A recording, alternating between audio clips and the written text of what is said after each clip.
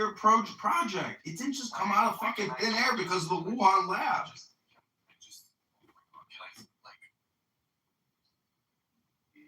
So what I was trying to say was just that, I mean, at the end of it, super healthy. Like, I never broken a leg. Like, I've never, like, I've never been in need of, like, acute, like, medical, whatever, attention. Lately, though, I have been. And what I've noticed, because I haven't had that experience in healthcare, because, again, like, I've predominantly, I have been, like, healthy, I've realized that doctors, they're not necessarily, like, these cheese that you rub to get answers, and like they have answers to everything. Like they might be just as clueless as like a normal fucking person. Like sometimes ChatGPT, like they solve more of your problems than a doctor. Because you can go to different, like, because every doctor is gonna have your issues as you. And you see so many videos of people that have like cancer in this area, or like someone had like a brain aneurysm here, or like whatever it is, and it's like they went to the ER millions of times and they like told them that they're fine and they did their blood work and everything is fine until it was too late, and then realized that it wasn't all just fine. And I'm like thinking, man, I'm like, who the fuck holds them accountable for that? And that is why, like, when a doctor tells, oh, like, yeah, you're like, you have like back pain. Like, I went to the ER because of my back pain, right? And then they're like, oh, well, we'll prescribe you some muscle relaxers. So there's a CT scan of your back and everything looks normal. But I'm like, but you didn't do a that's not like an MRI. Like, because I think this is more like a tissue nerve problem and not just like a alignment thing. But they don't give a fuck about that. So they prescribe me muscle relaxers. And I'm like, why the fuck would I take a muscle relaxer? Like, you know what I'm saying? Because, like, what if this is something, like, I don't know. I don't think they should blindly trust doctors with vaccines, medication, and just whatever. Like, always, like, advocate for yourself. So in that sense, like, I agree with you. Being totally against something. Fanta, because at the end of the day, it was a mass carcinogenic event pre-programmed by Pfizer, Moderna, J&J. This was a 20-year Pfizer, or whether you got Moderna, or whether you got J&J, you got the same supposedly patented vaccine. You know, you got a problem just talking over people, Jarl. I'm trying to, you don't have ears, you only have lips. So go ahead, Jarl. Please proceed, Dr. Jarl. Okay, yeah, we'll just keep talking of each other like we're both fucking retarded. I got no problem talking while you're talking. Okay, great.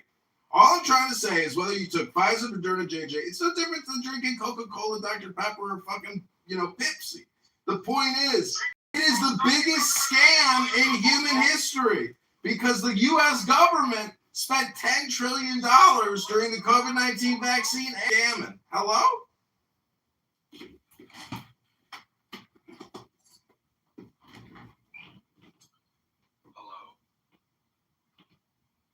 I'm just saying, so many people got sour grapes from taking a totally unnecessary medical intervention of sticking yourself with a poison called mRNA genetic modified spike protein.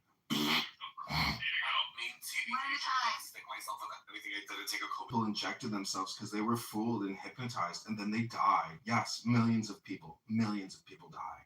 And in Sweden, where they didn't even take the COVID-19 vaccine, the death rate in Sweden compared to other European countries in the United States. Hello? Yeah, give him the thumbs up. You just stuck it up his butthole. Hello? I'm literally from Sweden. What the fuck are you talking about? People were dying during COVID in Sweden. It was a problem. Like, Sweden war. Keep going, by the way, son. What you said, what? Sweden what? Oh, Sweden. You guys are like our new best friends now. You guys supply Canadians with new jets and a bunch of cool stuff. Yeah, we're good friends. Sweden is an amazing country, I'm not gonna lie. Sometimes I really consider just leaving fuck America and moving back because honestly. Well, where did you grow up? In Stockholm. You did? It sounds like you have an American accent. Oh, well, I mean, I lived here for 7 years. I also just know how to speak English. I don't know, like, I've always speak, like, yeah, see, that is why, like, you know when I have the competent in that way, and I'm definitely assimilated into, like, the American culture, like, you know, when I have, like, more, like, in-depth conversations about, like, politics and stuff, it's, like, certain words, it's, like, I don't know, whatever, that is kind of how you, like, catch me, or whatever you want to call it. Not that I'm trying to hide that I'm from there, but that's usually, like, the first thing where like people can like, well, where people realize that I'm not American. But yeah, like America's an amazing country financially, like you can make a lot of money here and stuff, but I mean, life quality isn't amazing here, and I feel like I've never been as sick in my life as I've been since I moved to the States. Like, I feel like I'm chronically sick, like constantly. In Sweden, like I was never sick. I never had any issues. I never had any problems. Like the worst issue I ever had in my life was like my wisdom teeth. Low IQ, white trash, stupid person money, right? It won't be life changing. You're asking for cash out. Maybe if you ask me. It's an honor to do that now. We did not take the shots. And I'm thinking of this one immediate family of like siblings,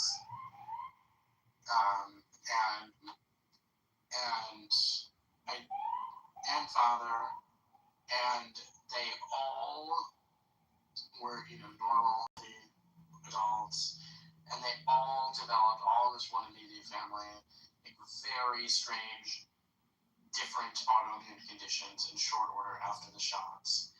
And they saw their own doctors, and they were totally bought in, and like, Democrat types and whatever, and like even the types that were, some of them, not all of them, but some of them were like, hey, maybe we don't want you around this year if you haven't gotten the shots, like those kind of people were so bought in. And they all developed these like different autoimmune related maladies, and they went to their own doctors, again, who are the doctors who shots, who do regret taking those shots. There's absolutely no person on earth. I mean, I'm not saying these people didn't get things from the vaccine, but my understanding is when people do develop, like that case that you just described, when a whole family got sick after the vaccine, sounds like something that pretty much all scientists and doctors who work in the field would be like jumping to study, right? And so I find it hard to believe their doctors wouldn't have just told them, oh, it's because of the vaccine. Like, I mean, maybe some doctors would say that. Like, sorry, I'm going to interrupt you, but after everything that's gone down with Epstein, I feel like we've come to the conclusion that people do get silenced, that they will overlook things, because when the truth gets out, it will like create this chaos that they won't have control over, and for us to keep abiding to the government and trusting them, like, they can't make those mistakes. Like, you have to understand something, like, if that came out, like, if there was, like, proof that this vaccine was, like, all, like, a shit show and, like, this whole thing, people would never trust the government ever again. Every single time something would come, or every single time something would happen, and, like, the government would, like, give us directions on, like, what to do next, or, like, no one would, like, we would, like, the government would lose its trust, and it would just be, like, a fucking problem. That is why, like, sometimes what people don't understand is, like, the reason why information is being withheld from the public is because of that reason. It will create chaos. Like, certain things, it's just better to not know than to know. Because when you know, which is, like, it's like a double-edged sword. Like, knowing too much and not knowing things at all. Sometimes, I'm honestly going to tell you guys, I'm, like, happy I don't know a lot of things. When you know too much is when you get anxiety, and that's like already like an issue that I have in my life, where I'm like so hyper aware of everything, and I just like really understand things for what the fuck they are. And when you realize and know for what they are, it gives you anxiety. So I would rather not know things. I'd rather just be like, sometimes when I look at these people that are like IQ like 7, even though that comes with a lot of problems too, but again, information is being withheld from us because of a lot of reasons, and that's one of them. Fucking like a revolution would come, and people would like literally go and torch fucking whatever to the White House, like kill people that work there. Like, I don't know. I think we'll just create more chaos. But not just American. Like, it's a global vaccine. It's not just American. So, like, when you're saying that, it's the whole world. Global scale, exactly. So that every government would like, I don't know, the Western world would have like fallen. In a way, maybe not now if it came out. I feel like if it came out now, it would be easier to like maneuver, but like then and there, like it would have like complete chaos. They already shut everyone down and forced them to stay inside. Like, imagine if like that information came out when that was happening, people would like go out on the streets and like burn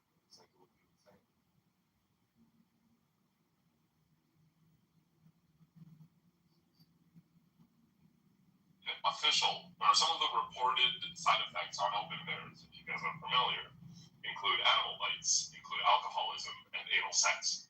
Those are genuine side effects that have been reported by doctors from the COVID vaccine. And I'm not saying those things aren't real in a way they might be. But all of those numbers, you can look them up, Callie, if you don't believe. All of those numbers occur less in vaccinated people, right, than in the normal population. So that's how they calculate if something needs to be looked into. They use open bears. One example is like heart attacks, myocarditis, I think, showed up a little bit higher in the COVID vaccine than in the average population. Got flagged in a system like that. They were able to spot it.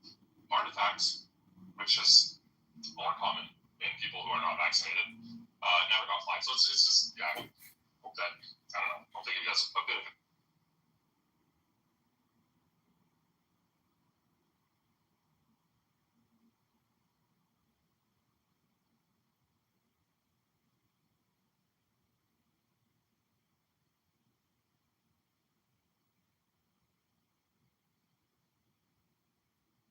For Alistair would be telling me why it makes sense that animal bites and anal sex are side effects.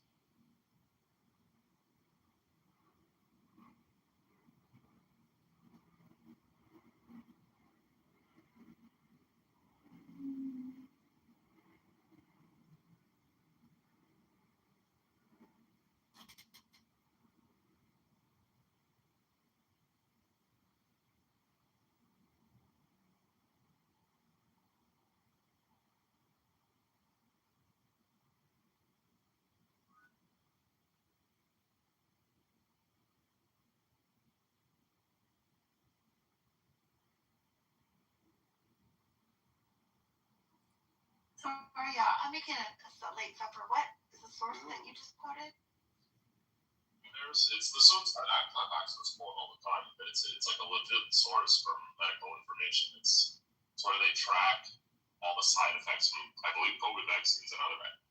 What is the name of the site? CAERS. I'll link it. Oh, thanks.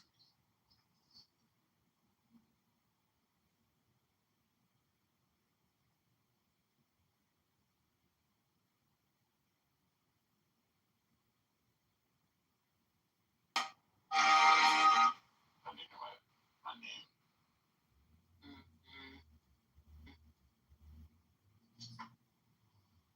I don't know that it much matter if it gets announced. Supposed to be having trade talks, and apparently that's not going so well. So. Or do we trade with Canada? I don't know. I don't know why you're putting tariffs on us. But you know, we maple syrup for you guys. It's delicious too. Don't maple syrup for you guys. It's delicious too. Don't change it. Honestly, a lot of like over-the-counter pharmaceuticals are made in Canada. Well, the tariffs that apparently are making Canadians angry are steel, auto, lumber. So you must buy those three.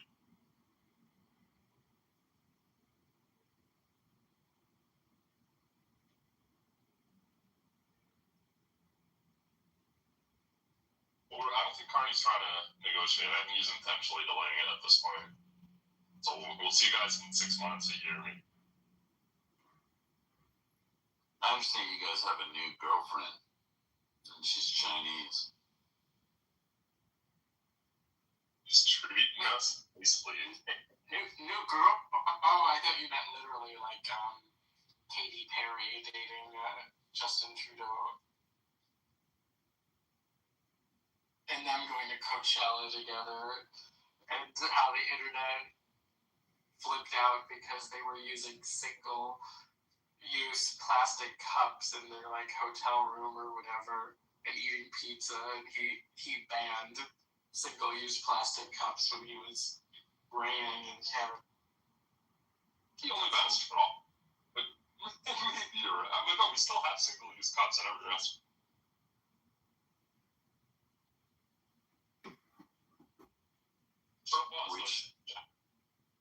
Which Coachella weekend did they go to? Do we know? Did they go see Bieber? these our leaders are like young enough when they get elected that they can still do stuff after, like they don't just die after they're like president.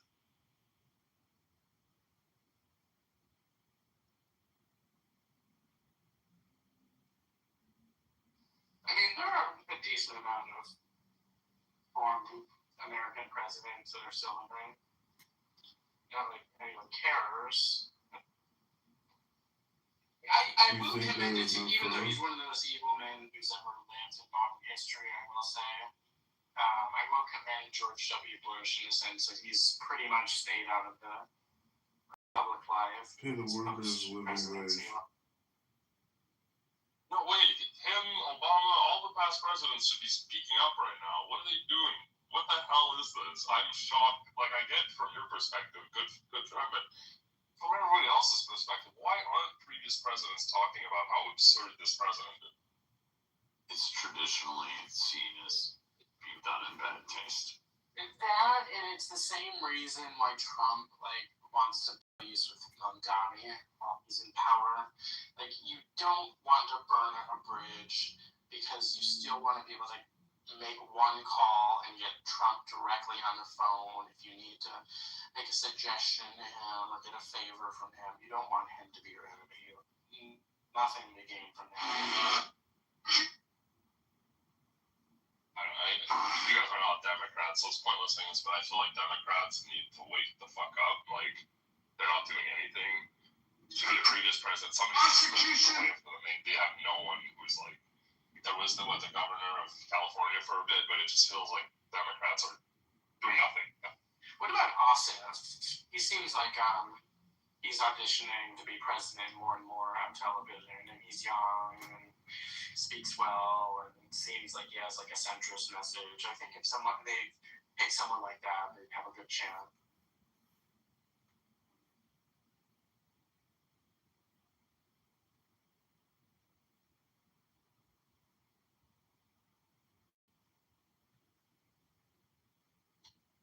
Jarl, have you ever had a job where you were to the next level of that role? You know?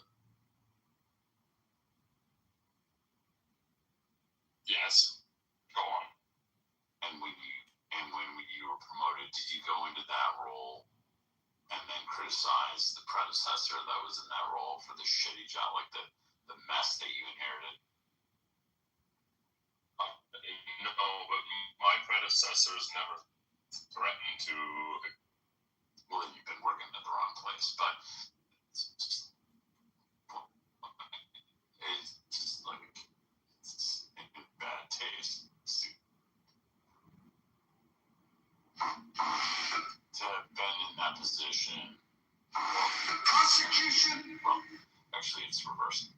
What I meant to say is that that person who left that role would be criticizing your filling in that role and the work that you were doing. It's not a good look.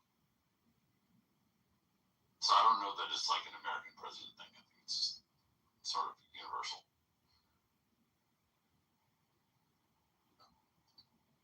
You're right. I don't think Trump is presidential to begin with. I don't think he was. He's not going to hold back. I don't think he did hold back last time around. Literally all he does is criticize the last president. No, that's fair. He's certainly unique in his behavior, so we can all be honest about that. He's not exactly a role model for professionalism. Prosecution. He's not going to get that man today. The next president's going to get it easy with, or not. Because I'm going to get it. Just be like revenge or just going to be professional the next election is going to win, I think. Because people are going to be tired of it.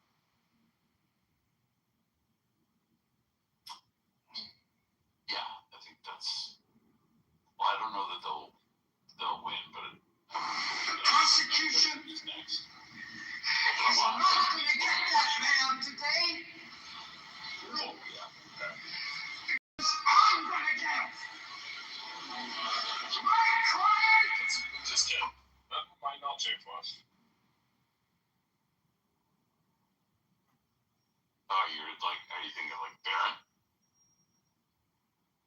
I said, what's the other one? Isn't it Eric Trump, the one, or Jared? I don't know which one people think.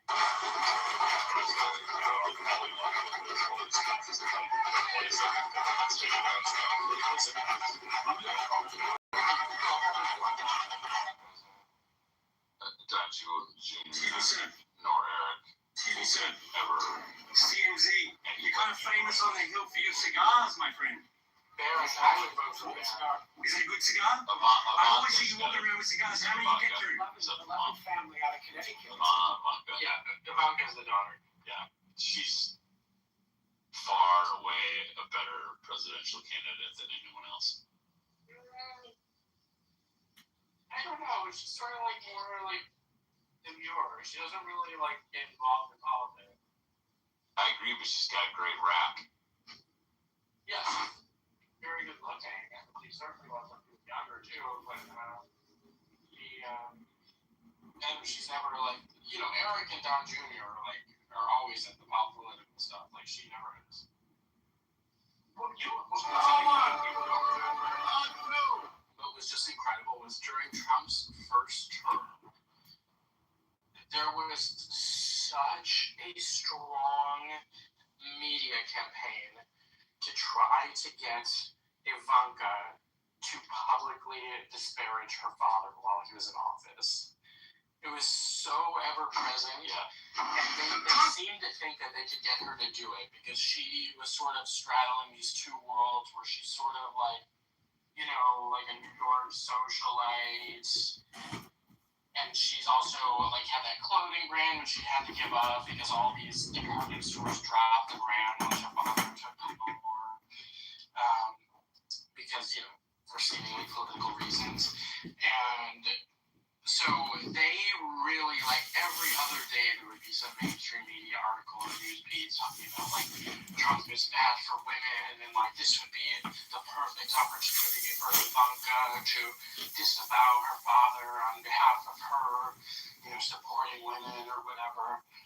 And it really seemed like she was going to do it at some point, but she just, like, didn't even go to bat with those people. She just, like, kept her head down and, like didn't get involved in the political or media sphere. Her husband certainly was, but he was never like part of that like daily dog and pony show of it. And he just worked and she just like kept her head down. It was like very classy. Yeah, she's no amateur, that's for sure. And she was close with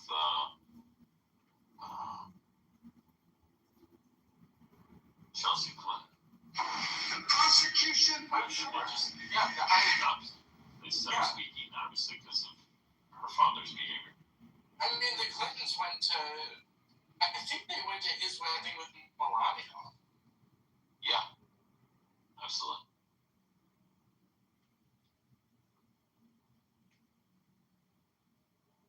And I wonder if He's not going to get that man today. No, Chelsea's good. because I'm going to. I have to imagine so. Because she married a Jew also. TVCen. The prosecution.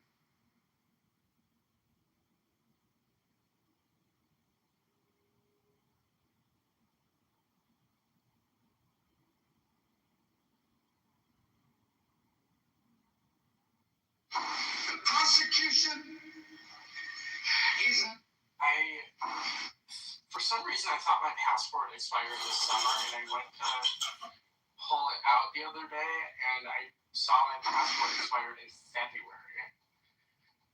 Which means. So you have to go through the process. No, because I guess it's the same process if it's like. If it's expired less than 6 months ago, so I don't have to go through any other thing. I just have to send it in and send the form in through the mail. But Yeah. it's just annoying. Totally. And this time I think I'm gonna get. And for some reason I can't do it online because this time I want to get the passport card in addition to the actual passport book, which is like for that reason I can't do it online. So I have to. It's just annoying. Whatever. And what does the passport card give you? So Or be on the book? the card, I chose not to get the state real ID.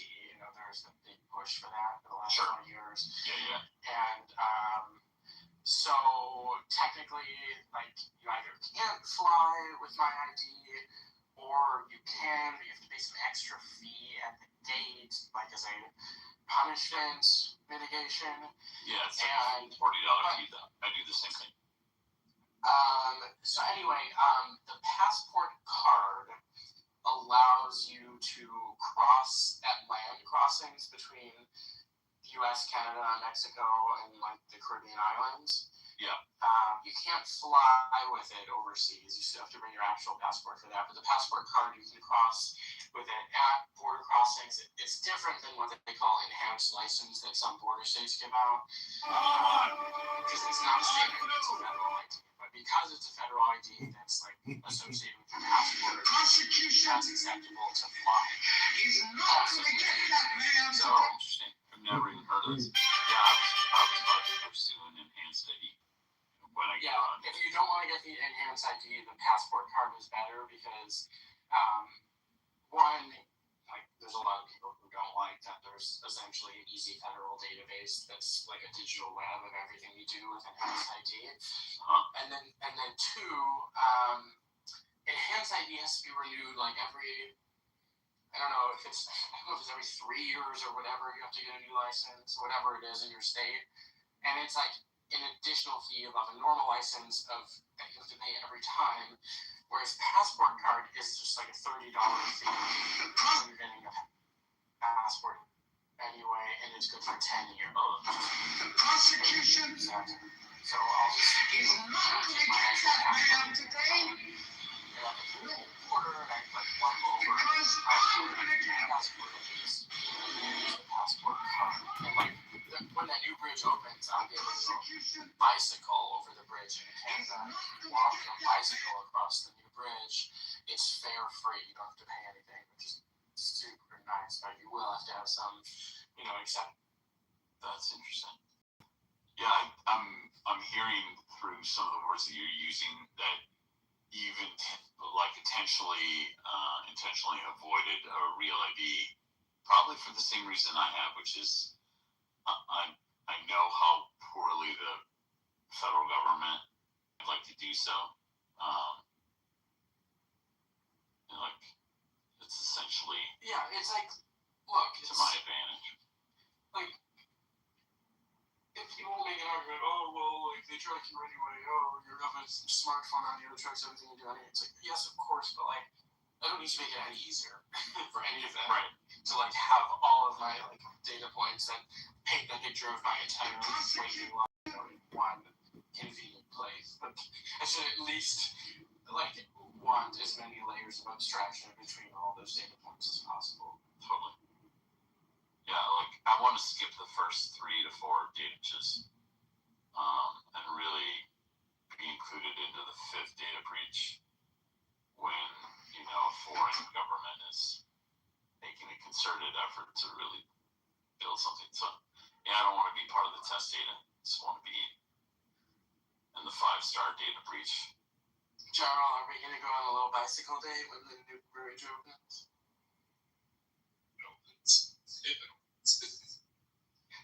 From what I heard from people who are like insiders in that, is that like the date is just being nailed down now and waiting for it to be announced because it's like done, and like even though Trump has been like sort of beating his chest, like threatening to delay it, it's not going to be delayed, and they're just deciding the date.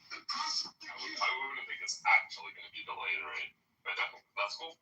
I didn't know you lived so close to the Canadian. Yeah, it's like a 20-minute drive from where I live, so I could either like put my bicycle on a bus and then take the bus to go downtown and then bike from there, or I could just like drive and take my bike downtown. If I really wanted to, I could probably actually in less than an hour like do the whole like I'm not like right next to it, but I'm not far from it either. I could like Where does it cross over onto in Windsor? Is that it? Yeah. Yeah, it's like the Yeah. downtown Detroit and downtown Windsor are like directly across the river from each other. It's like sort of like twin cities. Although of course Detroit's much larger, but it's the distance is only like He's not gonna get that man today. No. Because I'm gonna get my client. but it's like a cute little town. There is some stuff to do. I go there once in a while to buy eye drops that I can't get here. And then there's like a bunch of bars and things. There's one bar there that I go to. It's okay. I'd rather live across the water from Toronto, but, you know, Winter's okay. But usually it's like way more people from Winter like come to Detroit for entertainment than people from Detroit going to Winter. Unless you're a 19-year-old kid, because then you could drink in Winter when you're 19. And of course you have to be 21 in the US. Does Windsor have really good pizza? I mean, I know Detroit's got a pizza reputation, but I feel like Windsor's got some like crazy reputation for good pizza. Oh, well, I didn't know that. There are a lot of good ethnic restaurants there. This is random, but do Americans have shish kebab and shawarma like is that as common as McDonald's in America, or is that a uniquely Canadian? Sounds like unique, man. Well, there's a lot of shawarma in Detroit because there's a big Arab population. Shish, I don't know. Okay, interesting. I've grown up always assuming that was the same in the U.S., but no, in Canada you find shish kebab and shawarma, which is like the same thing pretty much everywhere. Main food is like the official food of Ottawa is the shawarma. Same thing. Prosecution is not gonna get that man today. No. Because I'm gonna get him. My client.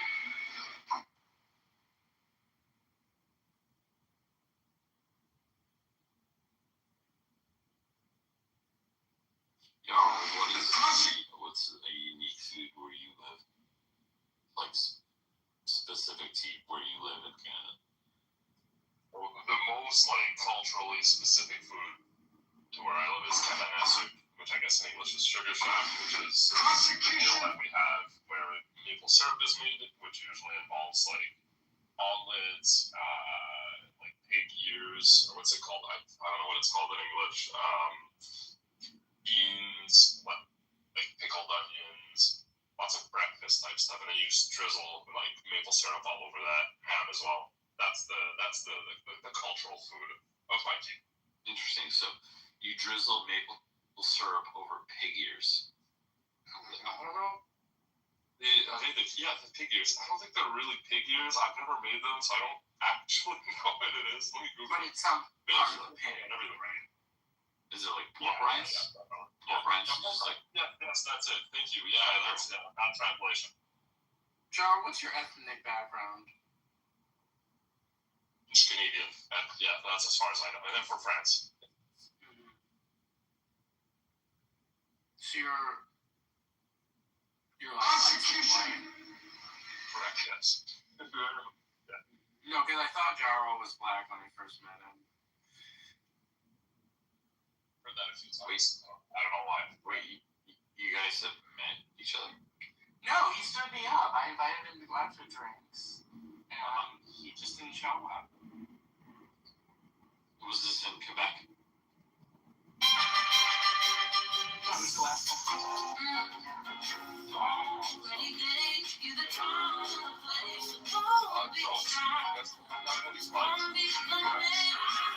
have all the time. One brand. It's actually a Swiss brand that the company got into some dispute with the FDA, so they stopped The selling. Chicago Mayor's race, it is 10 months away, but the money race for the candidates, it is already heating up. Alexei Danilis has won $18 million. Number two in the money race is Suzanne Nicholson with $1.6 million. Voluntarily withdrew And then from the number whole three, the investment. current mayor, Brandon Johnson, just over $800,000. And Hello you know, again, friends. I hope it's you hard to see get it even in my Canada. video. From I think Americans go over just to buy these eye drops. So like I seriously spent a whole day there, like drove from store to store. I was gonna buy like 20 of them, and I could only find 3 after going to, I don't know, 7 stores, 3 boxes of it. They're called like Simil, CN. It's like SIMILI. It's just like really good homeopathic moisturizers. So you can use it as much as you want with no adverse effects. Okay. And just feels so nice. It feels like putting like drop like wet silk on your eyes. It's so nice. If you like went to, they should have them at any pharmacy in Canada. If you went to the pharmacy in Canada and like made some deal with it, Some cards. Okay. I need my phone back. Although double check. it's not good to let your eyes get It's not good to let your eyes get super dry, like when they all the, you know, there's no moisture in the air. It's really, really not good for your vision long term to let your eyes be that dry. Interesting. You use it after smoking to clear red eyes. I thought that might be I wish. I had to give up cannabis like over 5 years ago at this point, and I had an excellent 20-year flame with.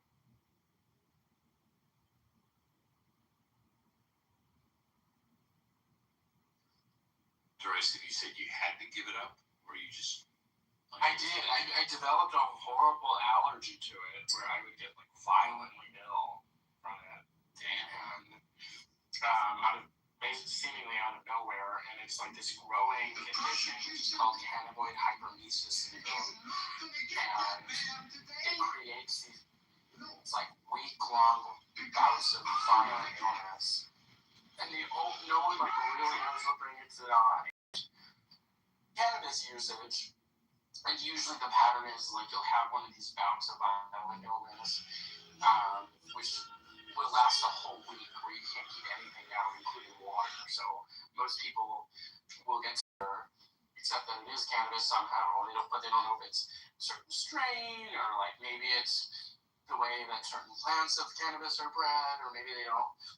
Maybe it's like because like the plants are not really natural anymore. They're like specifically bred and cities to terrify they like have high rates of THC versus other natural cannabinoid properties that would be in the plant on its own if it were just naturally occurring. Maybe it's that. No one really knows. But what people do know is that the only way to completely avoid this is like 100% cannabis abstinence. So until like they figure out what it is, like I can't use it. And this is not even just the league. This is in all forms, all delivery systems. Yes. Wow, I've never heard of it. It's amazing. The telltale sign that it's this and not something else, because a lot of people, like myself, the first time it happened, confuse it with like food poisoning, is that when you're in one of these bouts, you'll feel this strong urge to take like a hot shower or a hot bath. It's like it's the only thing in the moment that gives you any temporary feeling of relief. Is like, so you'll hear of these people who are in one of these bouts of this illness, and they'll take like an 8-hour-long shower. And like I remember, like a family member eventually came over to like take me to the hospital, and I remember she's there, and she's like, "Come on, we're going." And I was like, "Just let me take like one more."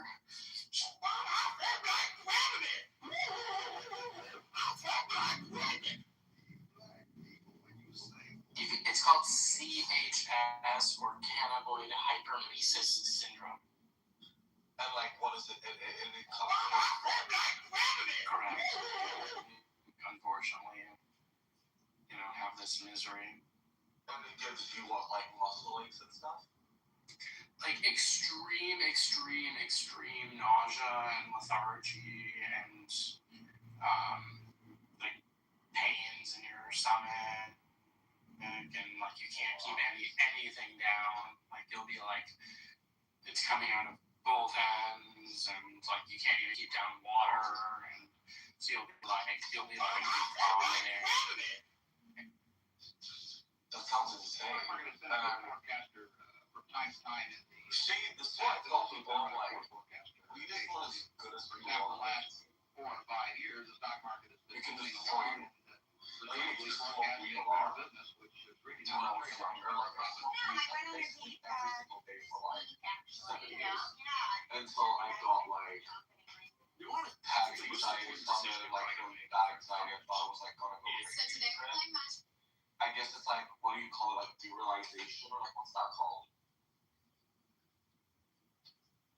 Because I don't know if I was like dissociating too much. I mean, like, I just thought that I was like crazy, which I didn't end up doing because I'm here talking like a normal person now, not schizophrenic or anything.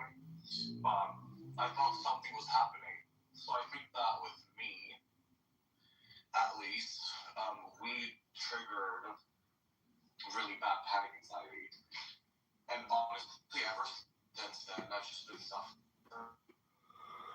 with like anxiety, and I ended up with anxiety, honestly, because I wasn't like.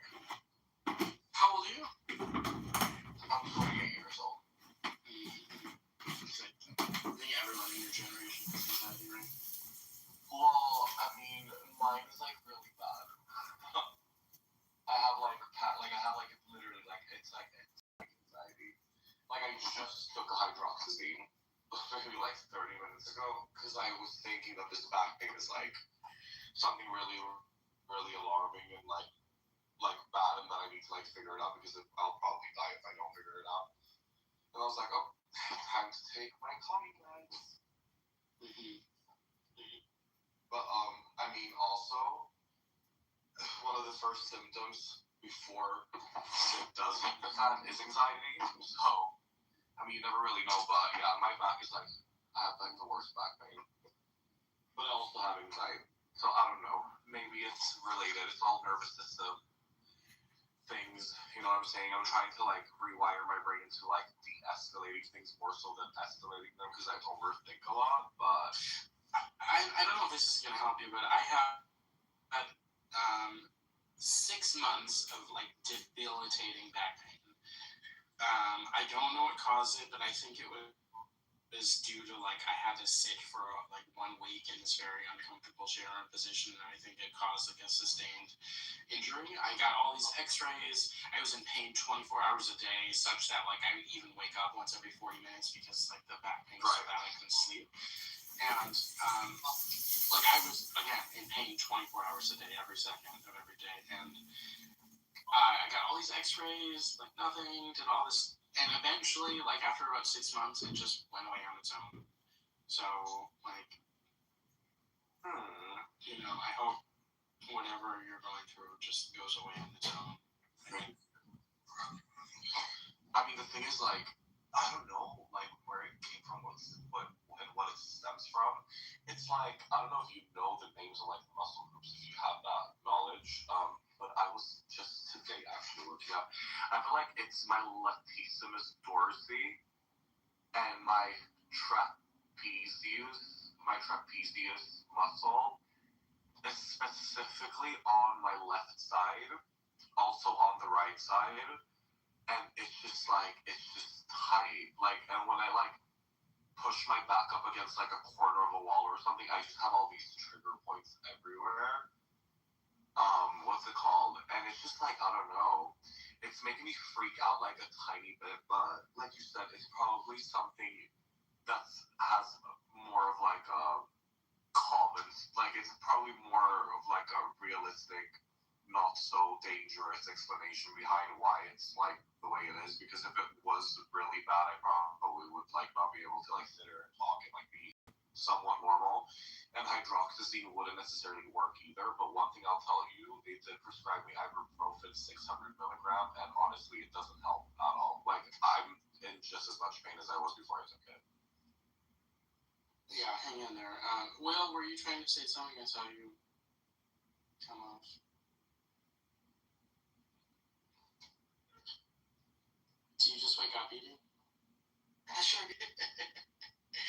Good morning. Yeah, fucking weird dreams too, man. It's,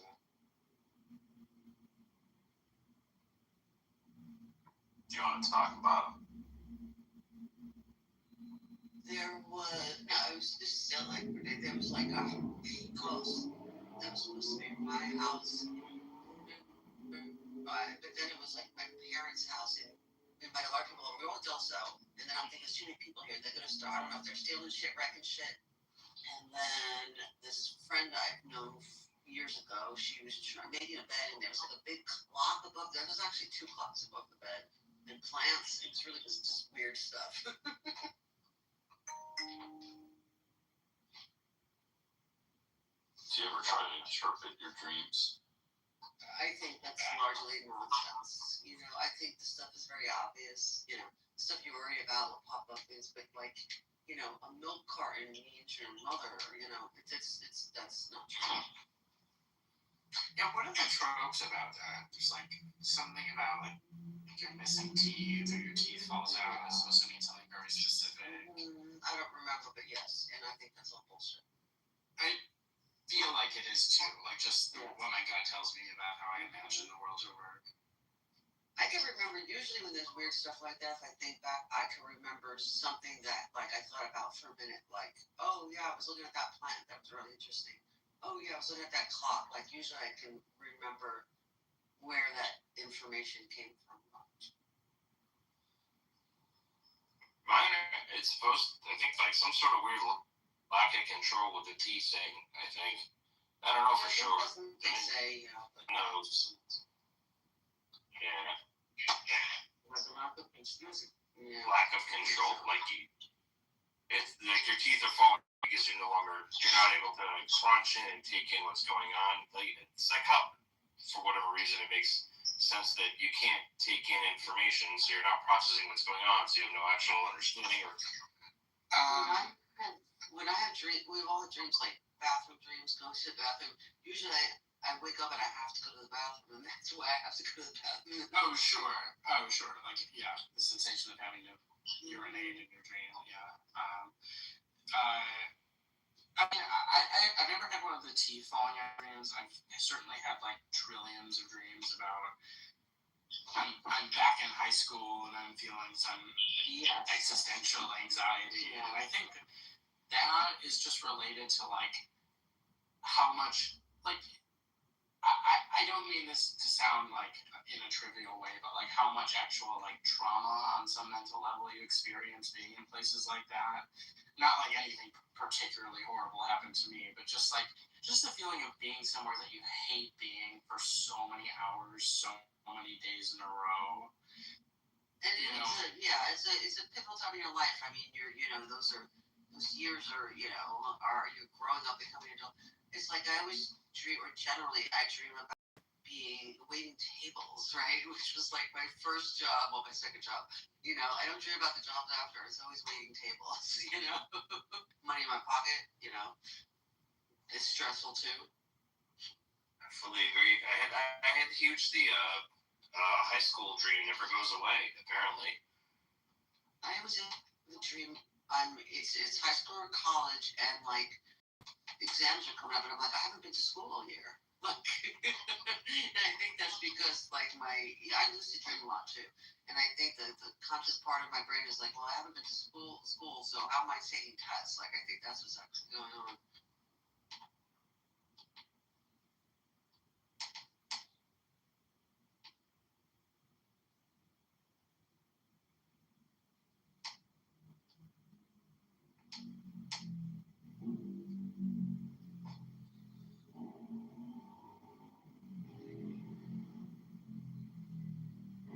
Or like I can't find my car in the parking lot. It's like I said, so I lucid dream a lot. Sometimes I'll real lucid dream and I'm like, oh, thank God I don't have to look for my car because it's just a dream.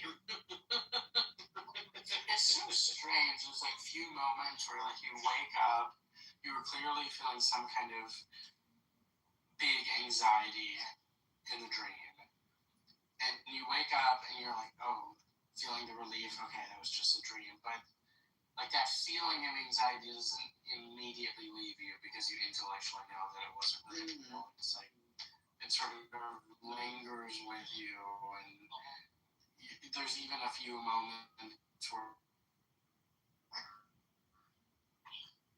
or if it's a positive dream and then you wake up and you're like, I want to go back. That sounds so cool. You know? yeah, and I have had a few dreams like that, like where I would have an awesome dream and I woke up in the middle of the night and I was sad that I had awoken, and then I was able to go right back to bed and like go back into the same dream. Yeah, right. That, yeah. Or I dream about people who died in the dream. That usually triggers lucidity. In the dream, I'm like, wait a minute, they're dead. This is just a dream. I'm like,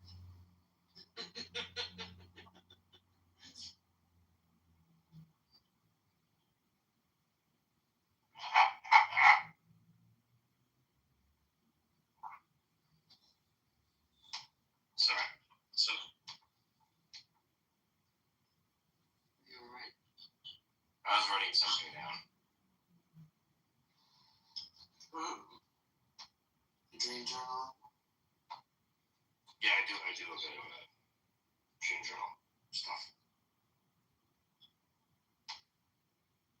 I'm out of doing that because you have to like have a pen and a paper right next to your bed, right? Because you're the way your brain works, like you will Right.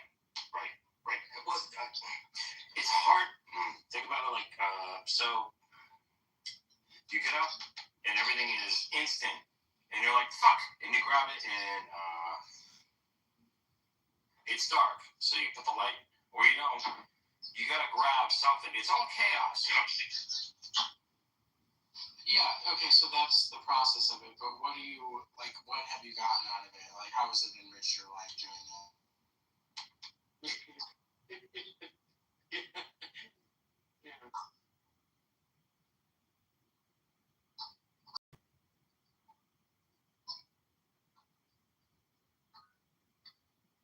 Yeah, but is it like, yeah, my thing is like, when I was much younger, I used to do that, and again, it was just obvious stuff, like lack of control. Let's say you equate the falling out teeth to that. I was like, did I not know that in my waking life? Of course I knew that. So it's not telling me anything I didn't know. It's not uncovering the subconscious stuff that's only revealed in my dream. This is so that I sort of fixated on for a minute that I thought was important for a minute, and that pops up in a dream. Never done a room game, like just sharing dreams. I thought about that recently. I remember doing it in college with the people every morning for breakfast. Oh, that's cool. Do you remember any, like, particularly interesting dreams that were shared or that you shared? Well, it's really weird that this came up because I was just cleaning some stuff up, throwing things away earlier today, and I had this old journal, so I was ripping like things out of it, journal, and several of the entries were on dreams from 2021 and 2022 that I just happened to, I guess, write about them. Went through a phase then, and just like some of them are a little bit foreboding. But the ones like in my history, not just those. Some of them are just plain occurrences. Like I had one where it said in my dream, I dreamed to check the hot water heater because there was an error code, and I went into the hot water heater room after I wrote that, or when I woke up, and the error code was there. So just like little psychic things. But I remember being in the group in college, we would talk about them, and things would come up. Like we were able to better understand what they meant by discussing them. But I didn't know if that ever had been done here on Clubhouse. I think it'd be fun. Yeah, we would have to plan it out, and we'd have to, like say, okay, it's going to be in 2 weeks, so make sure you have the pen and the paper next to your bed every day for 2 weeks and write down your dreams so that way people can have a repertoire to choose from. I would love to do that. I would do it. I've always tried to get people to do a haiku room. People will not participate. what a great idea. are so easy to write that you can write them on the fly, you know. I also want people to do. I don't know how well it would work on Clubhouse, but I've always wanted a group of friends to play a karaoke game where somehow, as part of the game, the other people get to choose which song you have to do, and there's some competitive element to it where you have to try to sing it good, even though the song is chosen for you. You don't choose it. It's not like you can just go up there and just purposely throw the song and make an ass of yourself because you're being flippant or whatever. Like you know, the song is chosen for you, and you have to try to sing it good anyway. But people are terrified of that idea. I don't know why. That's an amazing idea. I love it so much. Yeah, I like your ideas a lot better, but the dream thing we need once a month could be fun. I would love to do haikus. That could be very calming. We could write one right now. Everyone's gonna leave. Serendipity's like. Teresa, are you a nipophile? I don't know things. A lover of Japanese things, Japanese culture. Oh no, not like some like nerdy like. Right.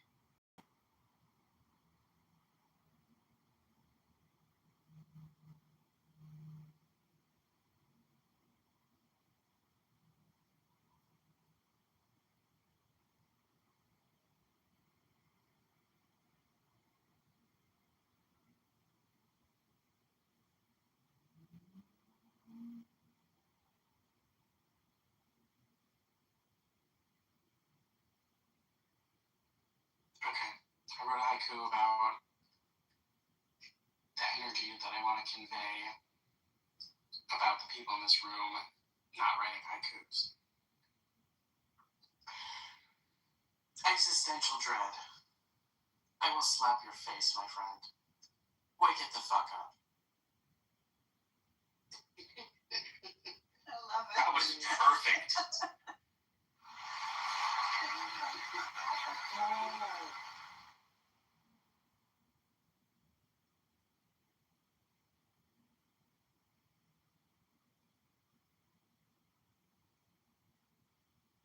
I'm not Asian, but that's pretty much probably God level.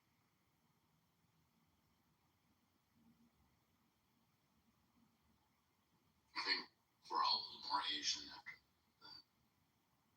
That's a good point. Thank you.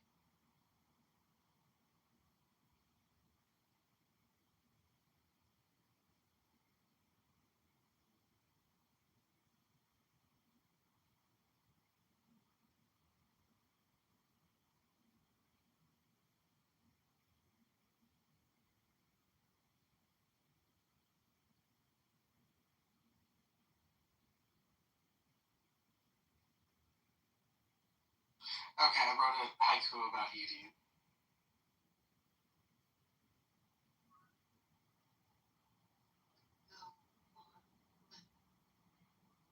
Slut by a disabled man-child, so far from the truth. Oh, that's Amazing.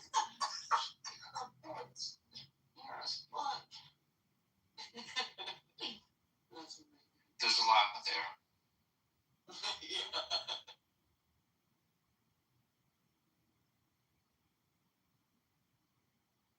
Will anyone write a haiku?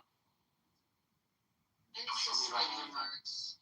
Limericks are fun. Yeah, limericks are fun. They take a little bit more effort and planning. A haiku is so great because it's like a single thought conveyed Yeah. with like a floatiness. You know? I want to practice them though. I can feel that it would be very relaxing to do those.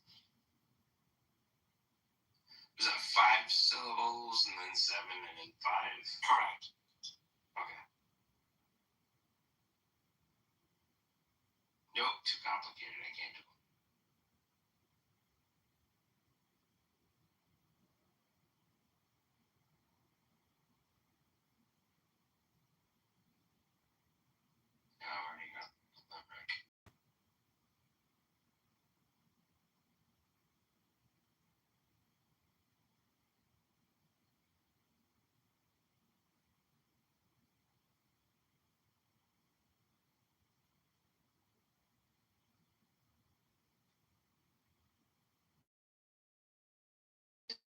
be fun.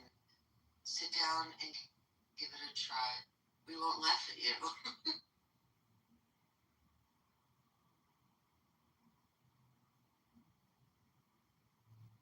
Or maybe we will laugh at you. What is the formula? What is the formula for the limerick? Maybe I'll do that. It's it's like 77557, something like that. Dun, dun, dun, dun, dun, dun, dun. Okay, thanks. I used to do this all the time. Yeah, I had one about a dentist, something like I knew a dentist who loves to get paid. So they paid him, take a drill and begin to fill. I can't remember the whole thing, but I of course only remember one limerick. yeah, of course, the man from Nantucket.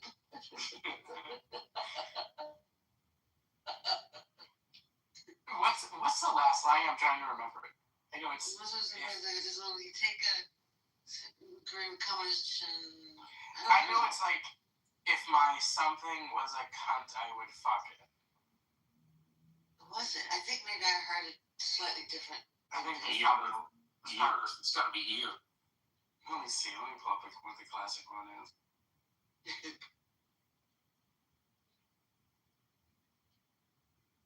And you guys have been on here for this whole time. Like I left like maybe like a few hours ago, but you're just sitting here. Cool. Well, but here you are back again.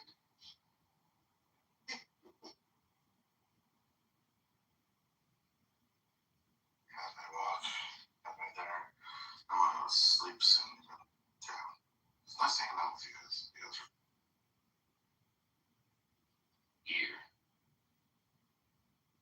yeah, not to be too cliche or whatever, but yeah, I'll get going for now. See you guys.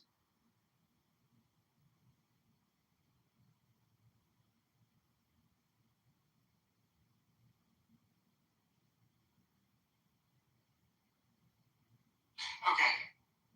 I guess it's just a. Oh, here it is. Yeah, here's the one I was thinking of. I guess it's called the 1927 reballed version. But it's basically there once was a man from Nantucket, and there's a trillion variations after that line. Except the common theme that they're all like what they call blue limericks, really filthy limericks. So there's a million versions that all start with "There once was a man from Nantucket." Yeah. But here's the one that I was thinking of, which I guess is one of the classics. There once was a man from Nantucket whose dick was so long he could suck it. He said with a grin, "We're arsehole, you bugger, and suck it."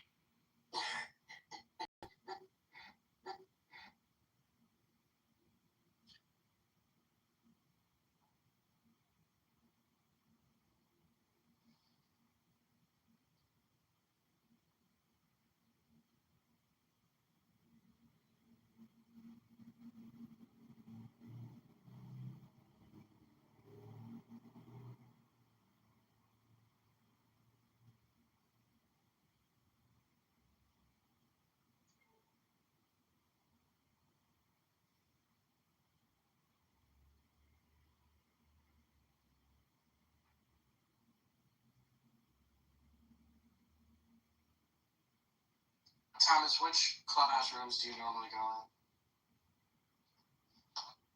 I have no idea. I'm all over the place. I find what's open, I guess, and hang out where I'm welcome.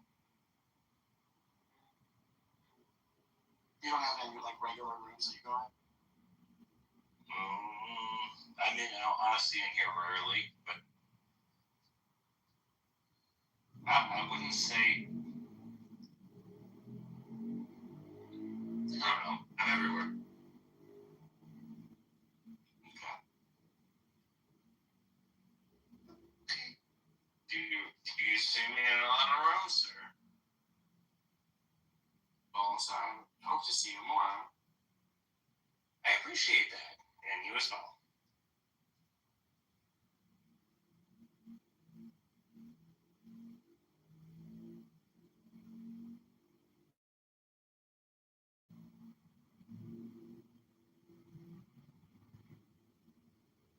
I'm not writing a poem. Are we supposed to be writing a poem? Something, or?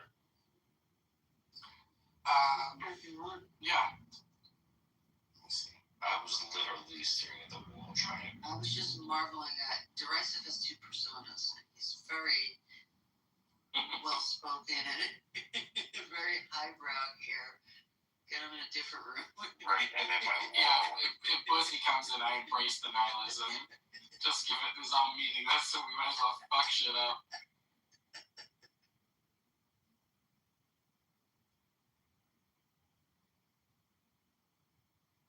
It's I forgot. Edie, have I talked to you? I feel like I have about the movie Reality Bites. Yeah.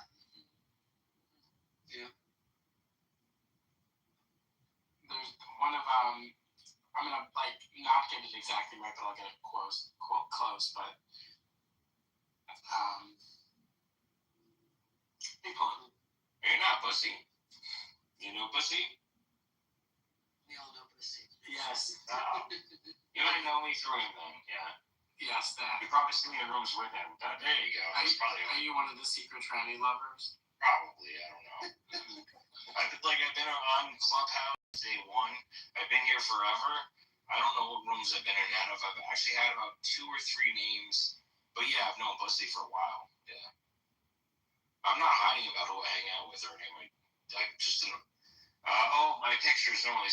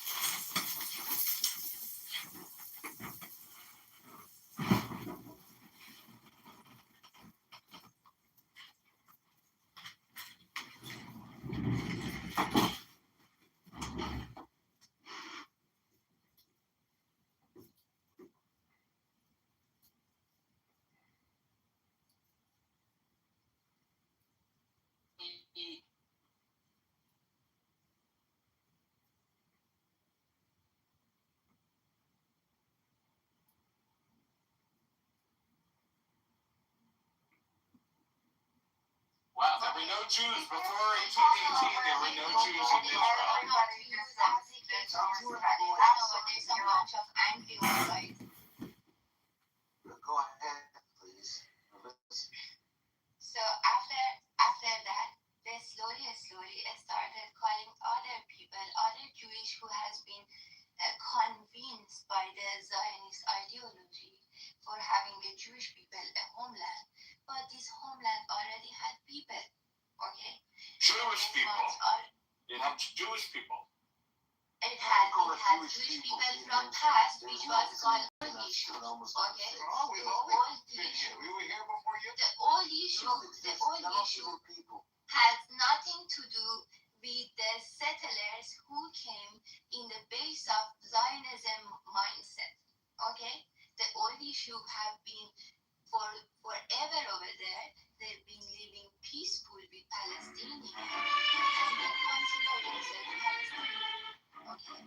But the new issue was the settlers who came and they started growing and calling more Excuse me, sir. people on the base of idea that we want to give Jewish people a land.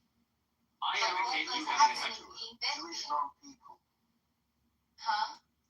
Nothing called Jewish people. The people who is just created by the Zionists.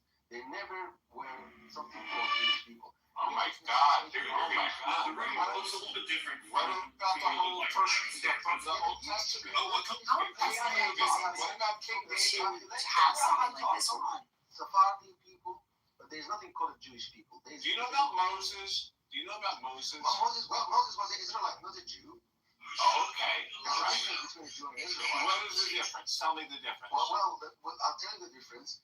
If you consider that Moses was a Jew because of Yehuda, he's from the tribe of Levi, so he wasn't a Jew. Okay. Second thing, nothing in the five books of Moses. You call them anything. This guy was a Jew.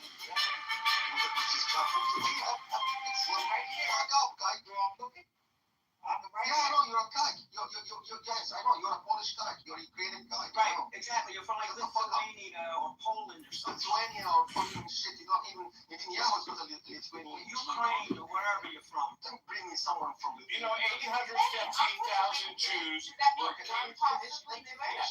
What about the Jews who were kicked out of Iran? The Jews kicked out of Syria?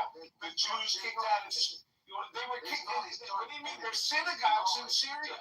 There's synagogues in Iran. The synagogue There's synagogues in Iran. How about the synagogue? Even the Iranian regime says that we have Jews. You're saying they're not Jews? Randy, the rabbi of the synagogue in Tehran said that he's for Iran. Okay, but is he a Jew? And the Zionists just bombed it. According to this guy, he's not even a Jew. He says there are not Jewish people. Make up your mind. Dude, you Go to the Torah. Listen, go to the Torah and go to Genesis 10. Genesis 10, 1 through 5. It tells you, their own Torah tells them they are not Semites. They are Japhethites. They're from the Caucasus Mountains. They're converts. They converted to the religion. They're not the Israelite people. Their own Torah tells them that. So why was Hitler killing all these Jews? What was going on with him? He went around to all these synagogues and rounded up people. Tell me about him. It was a big misunderstanding. Why did the Turks kill all the Armenians? Because I don't know why. Because You seem to know everything. Tell us. Because the Zionists want to sacrifice some Jews for the cause of Israel. That's why it's called a Holocaust, burning sacrifice. So kill or sacrifice some of your Jews, okay, the weaker brethren, for the cause of Israel. It's called the Holocaust sacrifice. It's not called a genocide. It's called a sacrifice. Wow, you have a great imagination. This is science fiction. So you have an Israel. It's science fiction. So let's go back to Iran. Shall we go back to Iran? Do you want to talk about the 20 settlers who came to Palestine? We're all over the place in this Yeah, conversation. I want to talk about Iran too. Yeah, go ahead. Let's go to Iran. Stop these guys' tricks, okay? We're not No, going. stop your jihadist tricks. Stop your Islamist tricks, okay? Just don't blow up the room, okay? I know you're a suicide bomber. Don't do a suicide bombing in the room, okay? No, listen, go back to Siberia and go eat some shit there. Okay, Yeah. people. I think you're thinking of your mother. You're thinking of your mother, not me. Yes, you kike. Yes. So Yeah. back again. Stay classy. The situation in Israel started from the Britain, the United States, overthrown an elected prime minister, elected by an elected government, by elected parliament. At the time, the blacks were actually fighting for civil liberties in the United States. That's in the 50s. So the Iranian had a proper democracy. They put they put Mossadegh into power, and he started nationalizing the oil for the benefit of the Iranian people. But we have some Zionist thugs in the United States do not want these things to give benefits to the Iranian and to the people, and this is becoming like another attack. This was 80 years ago. Why don't you get into the present now, okay? We know what happened 80 years ago. Moses. No, Okay. You went back to Moses. Yeah, because you said there's no such thing as a Jewish people. You said there's no Jewish people. Yes. So I asked you about Moses. Yes. Okay, that's not, yes. Okay. Now. Yes. Shut up. Yes. Huckabee. Yes. Entity called Israel. Yes. Yes. I'll be like you Stop now. being a class clown, man, Randy. No, I'm being like him. I'm just being like him. Yes. Stop being a class clown. Yes. I want to talk about what Zero was talking about, because Zero brought up something interesting that it What would you like to talk about? Yeah, he was talking about how we can barely afford, the United States, and we're over here That's not spending. true. We have the biggest budget in the world. We can afford anything. But there were always homeless No, people. we cannot, There Randy. have always been homeless people. There's nothing new. We're spending We cannot afford. $30 We trillion cannot a afford. year. We spend more No, than we anybody cannot in the afford, planet. dude. We cannot afford. You need to get a job, We bro. can have anything we want. You need to get a job, okay? You're on welfare. Your family's on welfare. I want to know what you're thinking. Yeah, you're retired. You never had a job, dude. I'm living in it. You never had a job. Get real. I never had a job. That's what I said. Keep repeating what I said. But thank you. You are on I welfare. appreciate it. So thank you. You're on food stamps. So I Disability. El Normo wants to hear a little bit more about Going why. back and forth, you and me. Yeah. Thank you. I appreciate it. We have we spend $30 trillion on America right now. We can afford anything we want on the planet. We spend everything we can on veterans, on the homeless, on the poor, on social safety nets, on healthcare. We spend billions and billions and billions, and if we want to spend more, we can spend more. It has nothing to do with our military budget. Okay, and so I'll respond to that. The military budget is entirely separate. By the way, the money that we just spent, we've already appropriated it. It's already been given to the military. We didn't give them any new money since we started this war 6 weeks ago, just so you know. Keep spending. Because Well, it was so stopping yeah, everything you're doing. So I'll explain. Let Bima talk. Thank you. I appreciate it. I appreciate you guys. So the spending, I don't think that we could just keep spending anything that we want. I don't think Nobody so. said that. I I think we can afford anything we want. Right, and that's what I'm saying. By affordability, you're talking about you have to spend. So you're gonna have to spend. You're gonna have to deficit. We're already spending it. What would you like to spend the money? Well, how do you feel about that? So what I was gonna say was that I think right now we're experiencing the Gini coefficient, right, which tells us like income inequality is where it was in 1890. So we have 1%. 1%. We have a higher Shut up. 1% of Americans hold as much wealth as the 90% of the bottom tier, and 10% of Americans. Hold on, wait, I'm not done. So and that's the problem. And I'll give you an example because we were talking about this the other day. Yeah. 10% of Americans own 93% of all of the American stocks in the financial But how is household. the average So American? the reason that this is a problem is because of the Gini coefficient, right? As I'm saying, right? So Why is that a problem? because productivity is increasing, Right.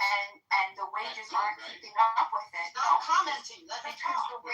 the wages aren't keeping up with that growth. Okay, the productivity. We're already So getting right paid now a lot. we're about at a 93% growth rate activity as of 2025, and our wages have only increased 33%. Why is that a problem? So, that compares today's wealth concentration with the Gilded Why is Age, that a right? problem, And so well, because of the Gini You coefficient, just right? walked That's in saying a why is the Gini coefficient well, a problem?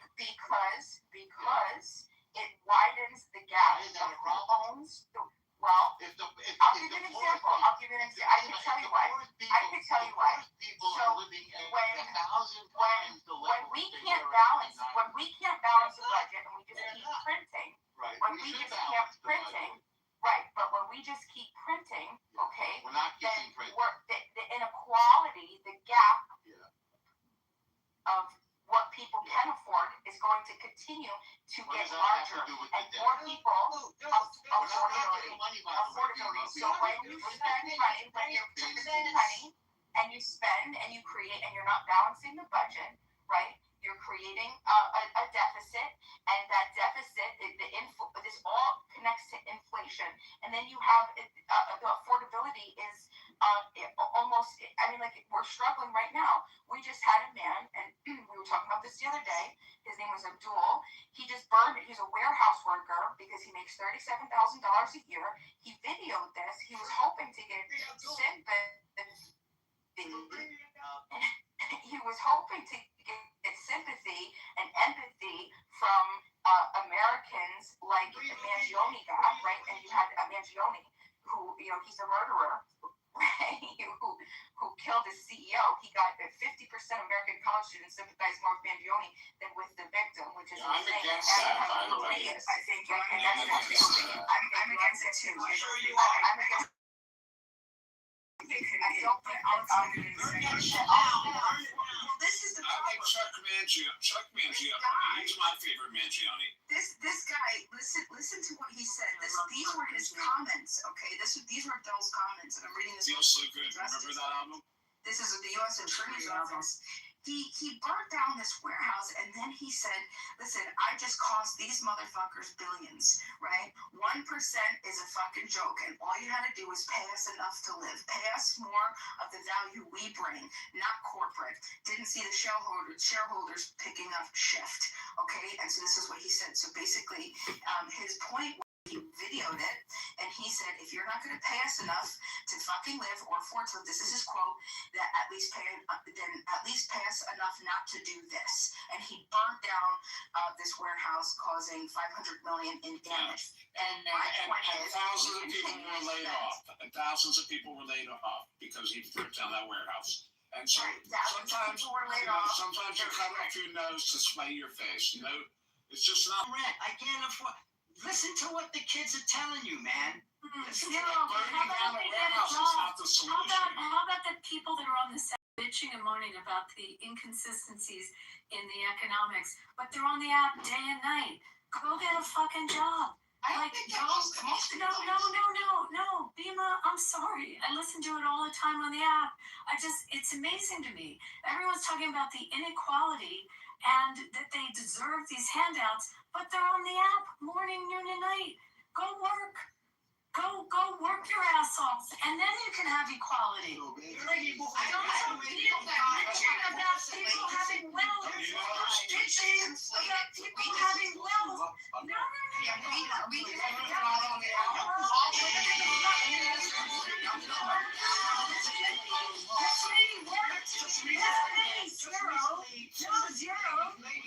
This lady, Zero, and has every right to say this. Don't want to fucking work, and then complain.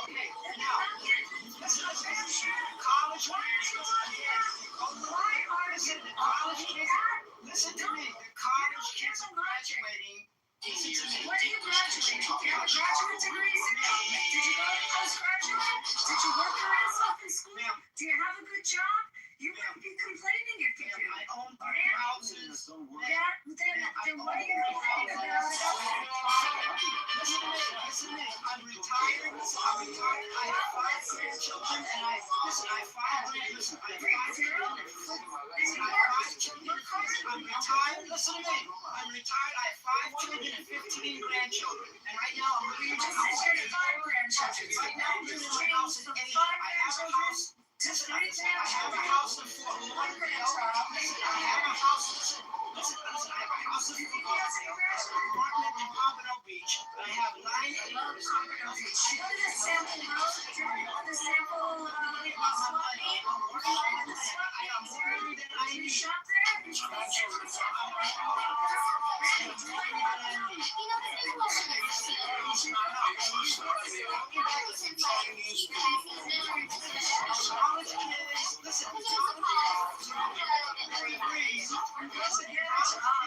Listen, the college kids who are graduating with degrees are not trying to job.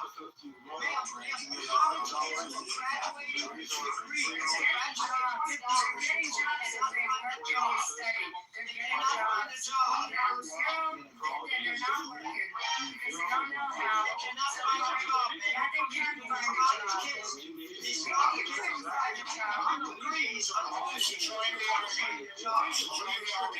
Skills. That's what people always They got jobs out of college. They got jobs out of shocking. They all got jobs. My children are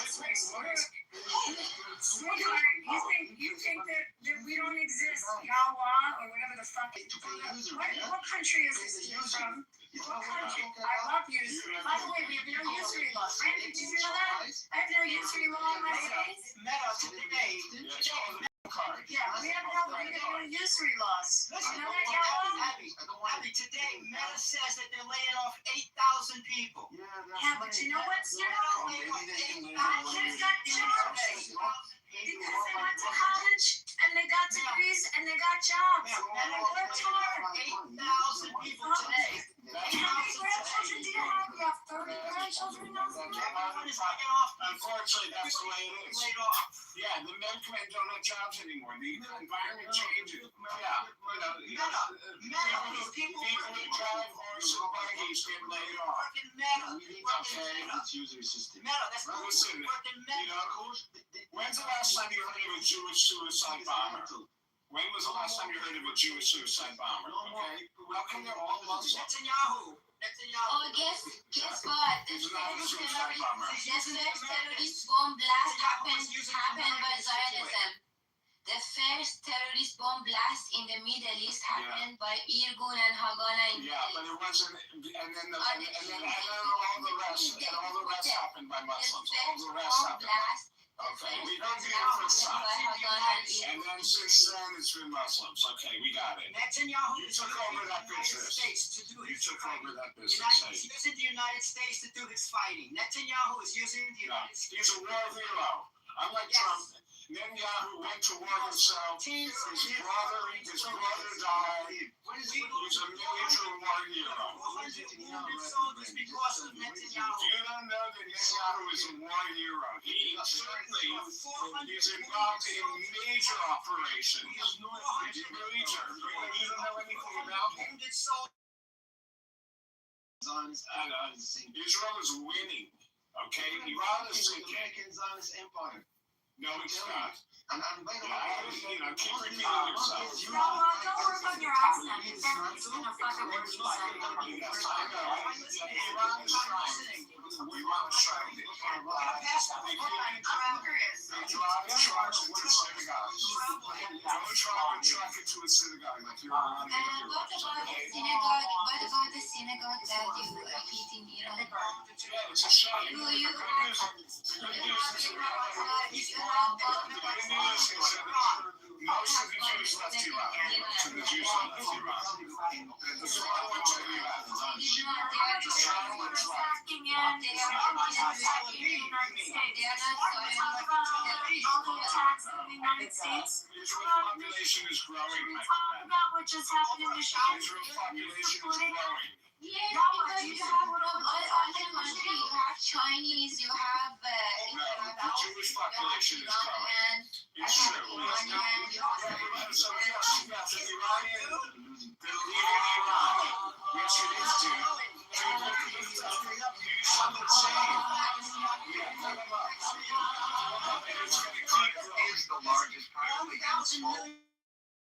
There's left Israel. Great, so there's 10,000 left. Growing. That's not growing. Sell my apartment there. There's so You have no idea what's going on in Israel. Israel is going to grow by 2 million people in the next 10 years. Arabs are driving Jews out of Canada. Randy, how expensive apartments in Tel Aviv? It's insane. The luxury apartments that are sold out. They're sold out. Listen, everyone, all Jews are leaving France and England because of the Arabs. They've ruined Paris. They're ruined London. And they're all going to Israel. Yeah. Yeah, and how are you going to do that, Yalla? How are you going to make people leave the planet? On a donkey? Hold on. On a Yalla, donkey? what do you intend to do? You can't even... What do you intend to do, Yalla, to people? What do you intend to do to them, Yalla? There's not one Arab that's won the Nobel Prize for science. How do you intend to make people You don't leave know the what planet? they What are you don't going to know do? anything. They're going to blow their suicide bombers. That's their idea of technology, is to kill themselves. If we give you meaning, you guys nothing without us. The Torah that you're talking about, my grandparents, my my ancestor wrote it for you. You think yourself you're really Really? So what happened? What went wrong? How come you believe this shit now? How come everybody knows that Arabs are ignorant today?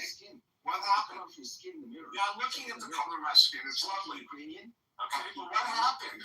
If you guys were so smart 1,000 years ago, I think what happened is like Sharia law really fucked you guys up.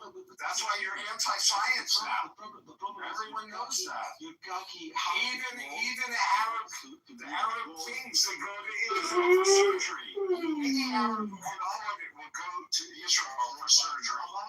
If you have cancer in the Middle East, you go to Israel for surgery. Randy and Abby are posting in the chat videos and news reports. Okay, you keep doing Show that. you that I won't click on it. it shows you the modern day exodus. The Jewish population of Israel is growing. Zero. Watch the videos. Watch my videos. I go to that every month and buy an Bring me the apartment with reports. Bring me your facts. Yeah. Put your facts in the chat. I'm putting my facts in the chat. We don't care about Al Jazeera. We don't care about Al Jazeera. Zero. I don't read Al Jazeera. Why do you keep repeating yourself? Any place Sold out. Put your facts in the chat. I'm putting my facts in the chat. You know what? You want to stop talking? I go there every 3 months. Put your It's facts sold in the out. chat. Yeah, I mean, put your facts in. Come on, come up with some new dialogue. And I see it with my Come up own with eyes. some new dialogue, dude. You need some new Facts lines. in the chat. You can't even Why do you say that? He's a clubhouse hero and a real world zero.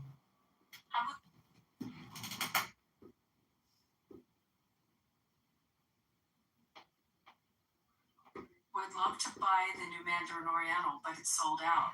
All the new developments are sold out. You can't get an apartment in Tel Aviv. All the high rises, they're beautiful. They're sold out. So I don't know what you're reading, but I'm there every 3 months and I see it. He's reading from the Islamic Caliphate Ummah News, part of their racist discriminatory law, the Mohammedan law. He's a real world hero and a clubhouse zero. Oy vey, Rabbanu Shalom. I put a link in the chat to the Charter of Medina, the Mohammedan Constitution. If you're Jewish, you really got to read it because it's talking about you, and these Islam terrorists are nothing but donkers. They're bigoted, like you just heard from the previous speaker. He thinks without us, you guys would have nothing. These are the dumbest, lowest class pieces of trash in society. They start telling them free Palestine, get the fuck out of my country. Yeah, those are criminals. Vacation. Yeah, we have criminals here too. I get it. Do you plan on doing that too? Nobody gives a shit about this. Nobody gives a shit about this. Zero, why do you Stop tell the us? What do you intend antiseptic to do? victim. Ma'am, stop with the Victim, I'm asking you what you intend to do. antiseptic victim shit. Nobody wants to hear your Zero, what are you doing? What are you doing? Antiseptic. What are you doing, Nobody Zero? wants to hear your antiseptic. I'm not doing anything. I'm asking what Nobody you're doing, wants to Zero. hear your antiseptic. What are you gonna do? Nobody wants to hear your antiseptic. Oh, we're He's a clubhouse zero and a real world hero. Zero, go sell one of your houses. Zero it big. Congress, he loves to talk about the No, I'm not running for Congress anymore. I'm running for mayor. Oh, he's running for mayor. Excuse me. Let's talk about the financial situation here in the United States. Dima, are you going to do a room on the hospice and what's happening in California? Are you upset about that at all? Done in California? Do you have any outrage about that? I don't know about that. What is it? Well, you're pretty good at researching stuff, so take a look at what they've uncovered and the fraud they've uncovered with hospice. I don't know if you've ever had a family member in hospice. I'm not talking. I'm talking about hospice. I used to volunteer for a hospice. You know what hospice is, right? Yeah, Hospice is really important. So take a look at what they just uncovered on these for-profit and non-for-profit in California. I mean, there's massive exposure of it. The thing, instead of funding hospice, is we should just fund capital punishment from now on. Let's rededicate ourselves to capital punishment. I did want to talk about the financial situation in the United States because I know we were talking about it. That's part of the problem. The amount of government money that goes into things like the amount of government money that gets put into things. The amount of government money that gets wasted on fraud in the United States. So I think it's really trying to talk over you because we're talking about the government money that gets wasted in the United States and fraudulently taken by the United States. Talk over you. Right, and I don't think $37,000 a year, right, and rent is $2,000 a month, right? That is what this is the shit that we're looking at right now, okay? So we're missing the underlying issue and of what I originally brought up, which is, we can't afford spending $2 billion a day in Iran when we have really big spending issues here. Right? What's happening with our society? What's the last time I brought up the Gini coefficient? Why is that important? Well, because as the gap increases and widens, right, there's gonna be unrest. The EMF, I was just looking at this report. Not the EMF. There's gonna be unrest, you dummy. There's already unrest. Hello? The International Monetary Fund. Right, it literally talks in what is this? IMF.org, inequality. Right, it's talking about what happens when this gap widens and causes, circa Gilded Age era gap distribution. When 4,000 families help. 7 out of every 100,000 people in America are murdered every year. I call that a problem.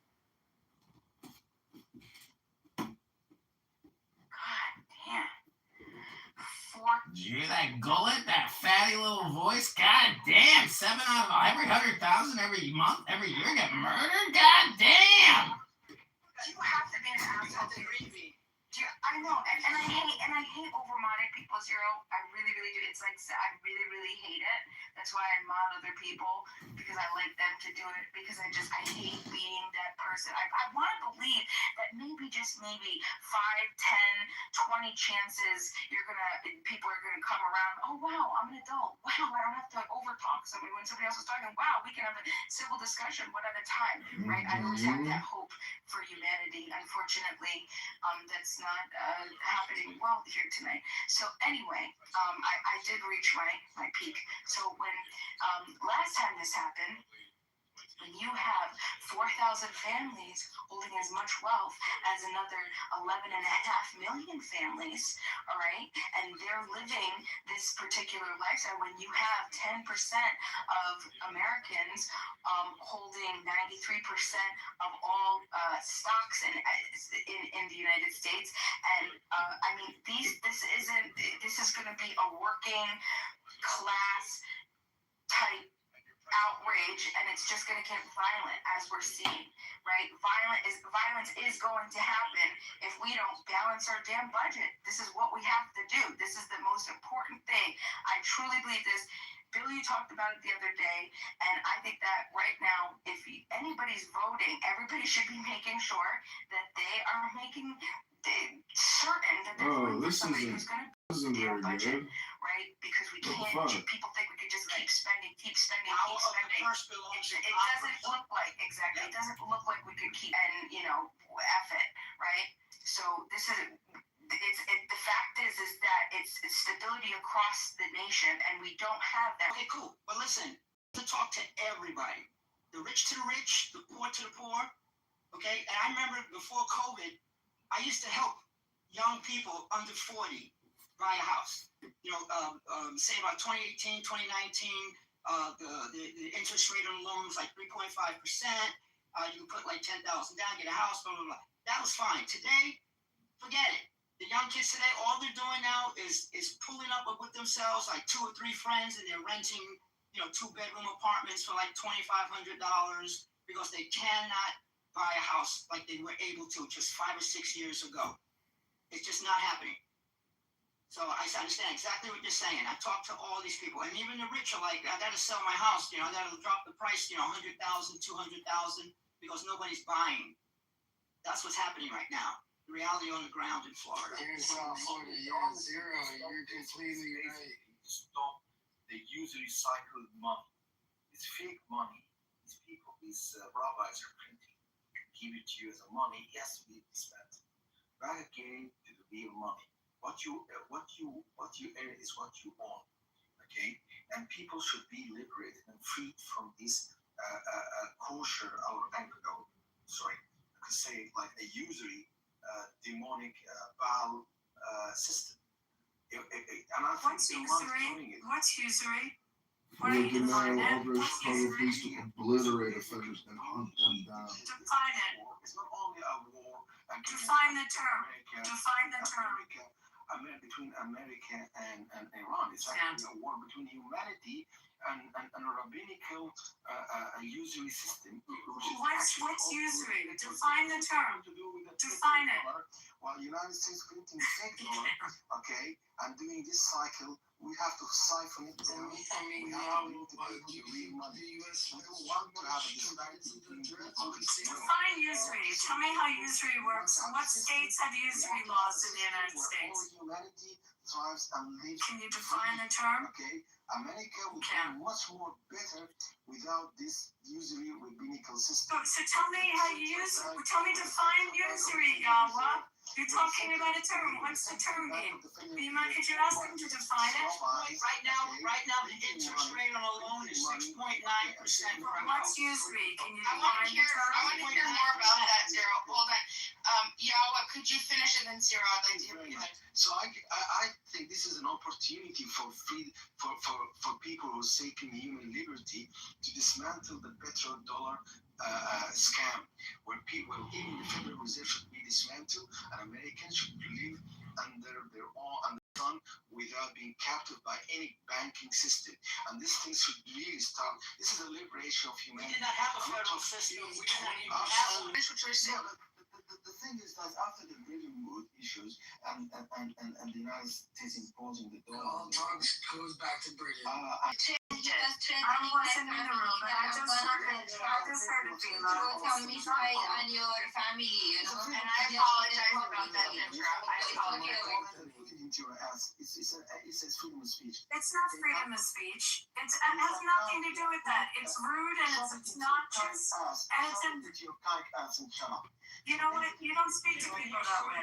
I got a bad people calling her. Not only calling me a bitch, he was threatening me. He was threatening me and my family that he gonna throw a bomb on my family. Whatever you say sounds ignorant now.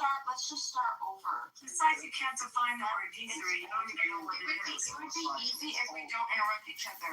And then we just, can we, hold on, y'all. I'm finding that acceptable. 1 second. Could we just reset? I don't want to have responsibility. I don't like using the green bean. Please don't. I hate it. I really hate it. I want us to just act like adults and have good conversation. If we could just be respectful. Let's have a reset, okay? Fresh reset. Whoever now initiates aggression, you're the problem. problem. So if you're going to speak disrespectful, we're going to point you out. And if you're going to cut somebody off, we're going to point you out. So let somebody finish what they're saying. They won't get irritated, and then we could respond without cutting people off. Remember, there's a fresh reset right now, okay? Go ahead, Yahweh. Please finish what you're saying. Also, first of all, this is the opportunity and a chance for the world to realize that the petrodollar should be siphoned down. And that's actually making America printing paper money without even being backed up by anything. You know, I have no respect for your shit room and your moderating skills. So people are enslaved because of this cycle. That should be dismantled, and the Iranians are doing a good job for that. I really praise them. I'm not Iranian, but I praise that what they are doing is not for themselves, but for all humanity to be liberated from this shackle. The thing is also we should go back to the central bank's idea, which is basically you've got a central bank, whether it's a Federal Reserve or Bank of England or whatever, they are printing money and they are making people impoverished. Okay? And so poverty here is not because you're not working, it's because you have less money. And whenever you're going to do, the central bank is going to put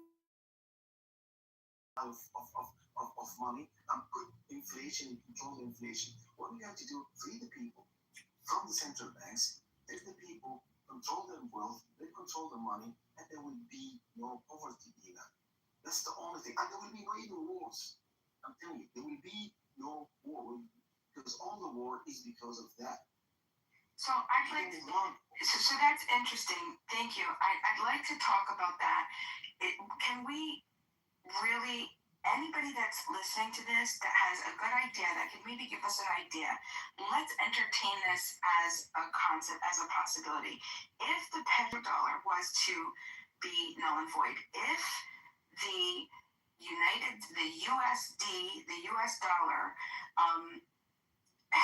becomes no longer, right? We won't say no longer at all, we'll just say it doesn't become the world's reserve currency, okay? What would happen to the rest of the world? Can anybody who knows the chain of what happens, right? What would actually have to happen for that to happen, right? I need somebody that knows this, right? So the dollar is going to the treasury, right? There's gonna have to be, the treasury's gonna have to sell, right? What's gonna happen with those yields? What's gonna happen with the Okay. Hate to say it, but there's some really stupid fucking people out there that just can't seem to stop thinking.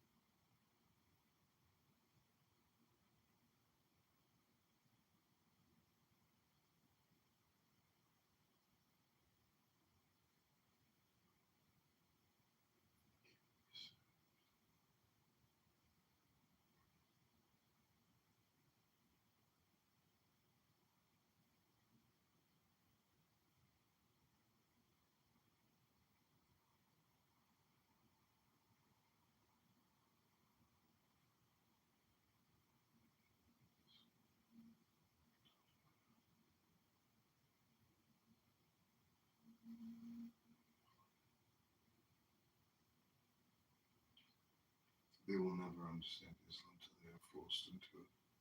And then it's too late. They can't be saved. And listen to people till they're close to their ear saying the same stuff from fun. They just don't learn.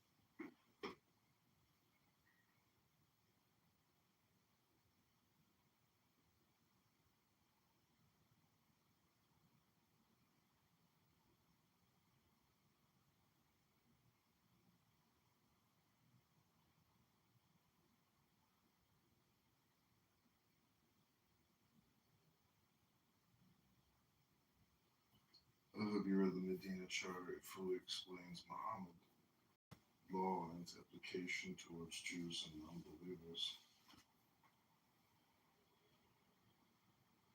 It's such a scam.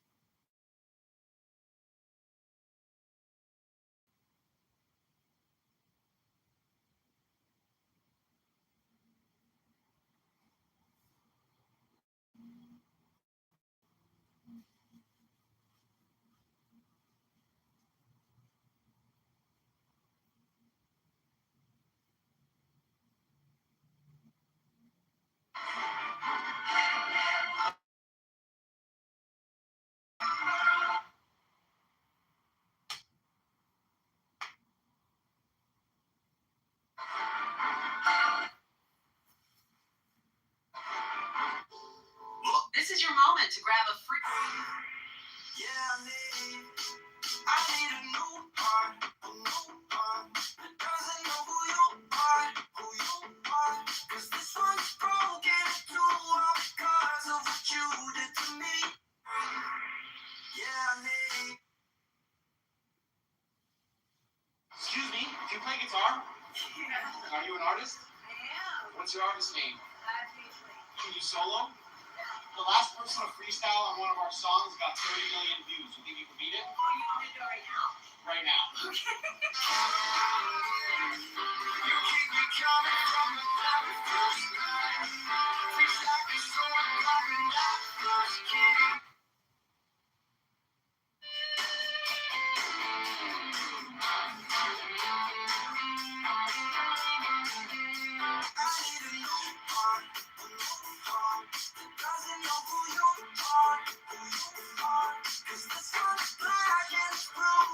Check this out. Excuse me, can you rap? No, I can sing. No way, are you an artist?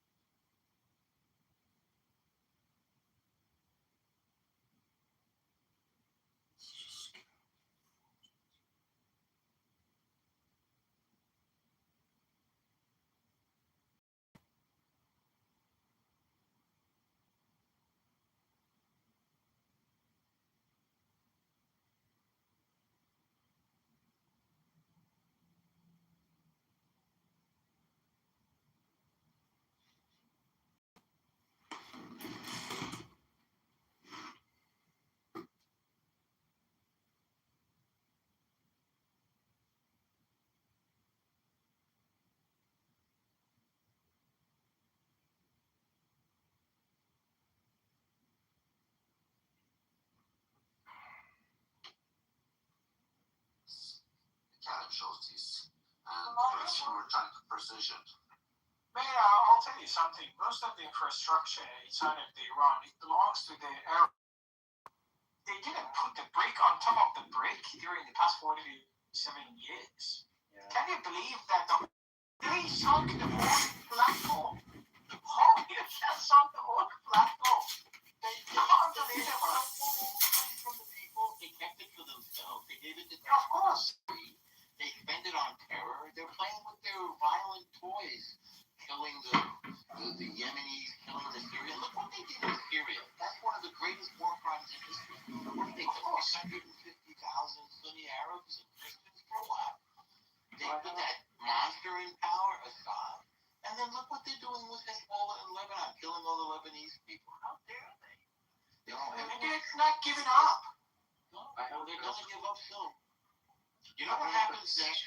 Now, here's what happens next. Either they surrender, or we wait for a while, and then we finish the job that we started. Well, you see all those aircraft carriers we have there? They're not there to fool around. That's more military power than you guys have ever seen in one place. We can't even tell you what's on those aircraft carriers. Never mind Israel. Israel's just a little brother. America's the big brother. Yeah. You don't want what happens next. What happens And one thing for the Americans is, guys, if you do want a peace in the Middle East, you need a stable Iran. That's a fact. The moment that Iran falls, all of the countries aside from Iran, they've fallen. Right? Between the 1979, we haven't had these things, these bullshit. And Iran falls, and you got to remember, and the next generation, something happens to Iran. It's going to bring down all of the countries in the region, and it's going to create a massive problem for generations. It's not just a 10 years thing, it's not a 50 years, it's hundreds of the years. And look at the money has gone wasted on these bombs and this and that, and protection, how prosperous the people could be in the region. At the Israel, think about it. The amount of the money that goes to the Iron Dome, it could be going to the Israelis and the country to be in a better position, or the Americans, or the UAE, or the Saudis, or even the Libyans and the others. Iran fall, and then what's happened? All the other fall, like a domino. So we gotta be very, very careful about Iran, and it is a gem there. We gotta protect. The way that protecting Israel, we should protect Iran as well. That's a fact. There are millions of Iranians, even outside of Iran, that want to return back to their home country and help rebuild, work there, live there, and make this country into a genuine, great, prosperous country. But you won't let us. Some of us, they will even take it down with them to rumbles before they give up. Yeah. Yeah, okay, fine. That's cool. As long as you do something positive for her, I'm totally with you guys. But I think the plans. There's always a but. Well, it is your narrative that you say that it's not going well. It's going well, actually. In fact, I don't think they're going to want you back there, Lee. I hate to tell you this, Lee. I think you should think about staying where you are. They're not going to be very happy with you if you go back there. They know who you are. Unfortunately, that's the downside. I don't think so, mate. Even Indonesia is not going to accept it. Impossible. Maybe the millionaires or the billionaires, yes, possibly because of their money. But what about the rest? They don't have any other solution. Armin, I never thought of that. You're absolutely right. Dude. They got a situation on their hands. As long as my brain works and I do beneficial things, I can go anywhere I want in this world, okay? Because I can do any good job. Wait, when you say beneficial things, you think that the shot is something all your life, okay? Yeah. Just explain things. Do you think that the Ayatollah did anything good for Iran? No, I don't think so. Okay. So what is your idea of what's good? Yeah, that's what I've asked, and he couldn't answer. He said the protest in the street for the next 40, 50 years and then get killed in the streets. And that's his solution. I like that idea. Okay. My question is that if Europe is so badly defenseless, especially during It's not defenseless. It's not defenseless. It's not defenseless, but you're making your point like a fact. Yeah, nobody said it's defenseless. It's your narrative. Nobody said it's defenseless. Don't make up a story. Oh, no, I didn't hear that. Dude, okay, Yeah. They can defend themselves, but they are so weak right now, okay? I didn't say that either. Yeah. You need to study more English, man. I didn't say any of that. I said that they don't have armies and they don't have a strong military. That's what I said. And they need the United States to help defend them against Russia. Do you remember that now? Yeah, I remember. Okay. Okay. If they don't have a strong army and they need the United States to help them defend against Russia, why we see peace stuff? Why we see a trend of European countries coming out of United States protection of that hasn't happened. There's still What NATO. hasn't happened? When? Ali, we have 100,000 American troops in Europe since the end of World War II. Did you not know that? Do you know all of our Did you know we have nuclear weapons in Europe? Okay. Do you know how many army bases we have in Europe? So I don't know where you got the idea that they're no longer under the U.S. protection. So what so abnormal. I just want one thing. Look, you answer me as a Native American. Okay, just answer me. I don't know. So wait. So you keep asking questions, but you're not listening to the answers, all right? No, I'm listening. Okay. You said changing the facts. Is Europe? Okay. There we go. So what's the problem with Canada having alliance with America that they told the days that we are sending every 70 cents of $1 to America, it's finished. They said it's finished. What's the problem? What's the Okay. Has it finished? Wait, hang on a second. I don't understand this. So, Ali, you have a question for Canada now. I'll tell you, the Prime Minister is Mark Carney. You should send him an email. Right now, we just want their hockey players. That's really all we're interested in. They're very. So truthfully, right now we're in the playoffs, and we're just interested in their hockey players, not their syrup, not their dollars, just the hockey players. And it doesn't mean that the Canadian are against the American, and it is a part of Canada. It doesn't mean I that. don't want to say they're against. I want to say what changed that they say things like this? What changed? Even Harper is not the prime minister. That's what changed. Yeah, very fair point. What changed is Stephen Harper is not their prime minister anymore. That's what changed.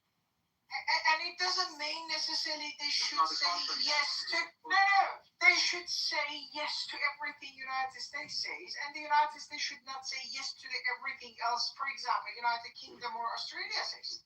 So relationship. Sometimes you say yes, sometimes you say no. But you're a great ally. You think that whatever the Americans say, Israelis say yes? No. I have to amend it. I kind of want their Putin too.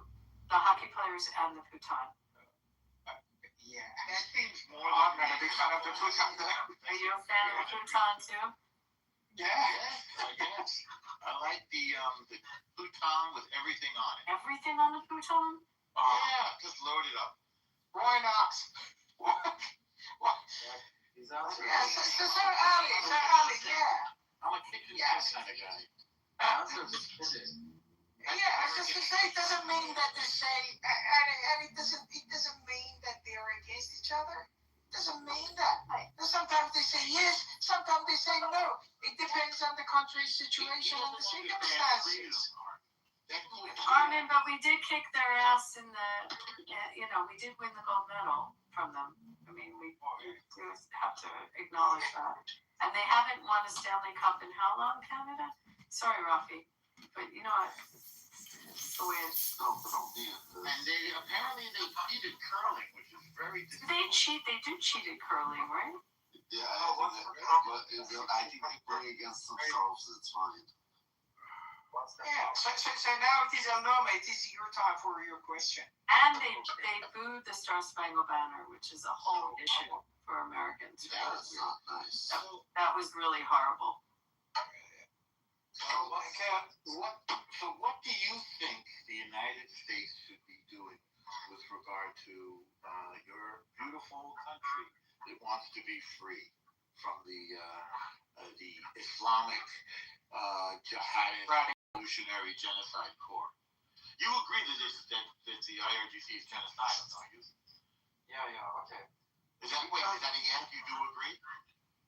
I agree. Okay. Okay, well, we can stop them from committing genocide, shouldn't we? How do we stop them, Abby? What? Okay. Till now, United States have done very well.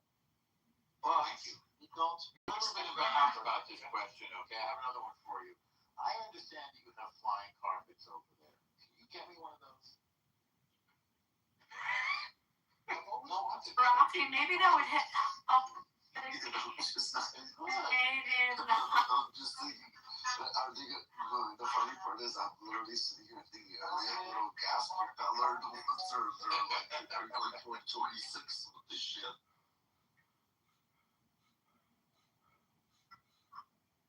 Or maybe you do it by yourself instead of just hanging your around. We like Reverse engineering. Well, you know what? There is no need for reverse engineering on a carpet as long as they can get to lay their hands on whatever handmade carpet. They're happy with that, so don't change the topic.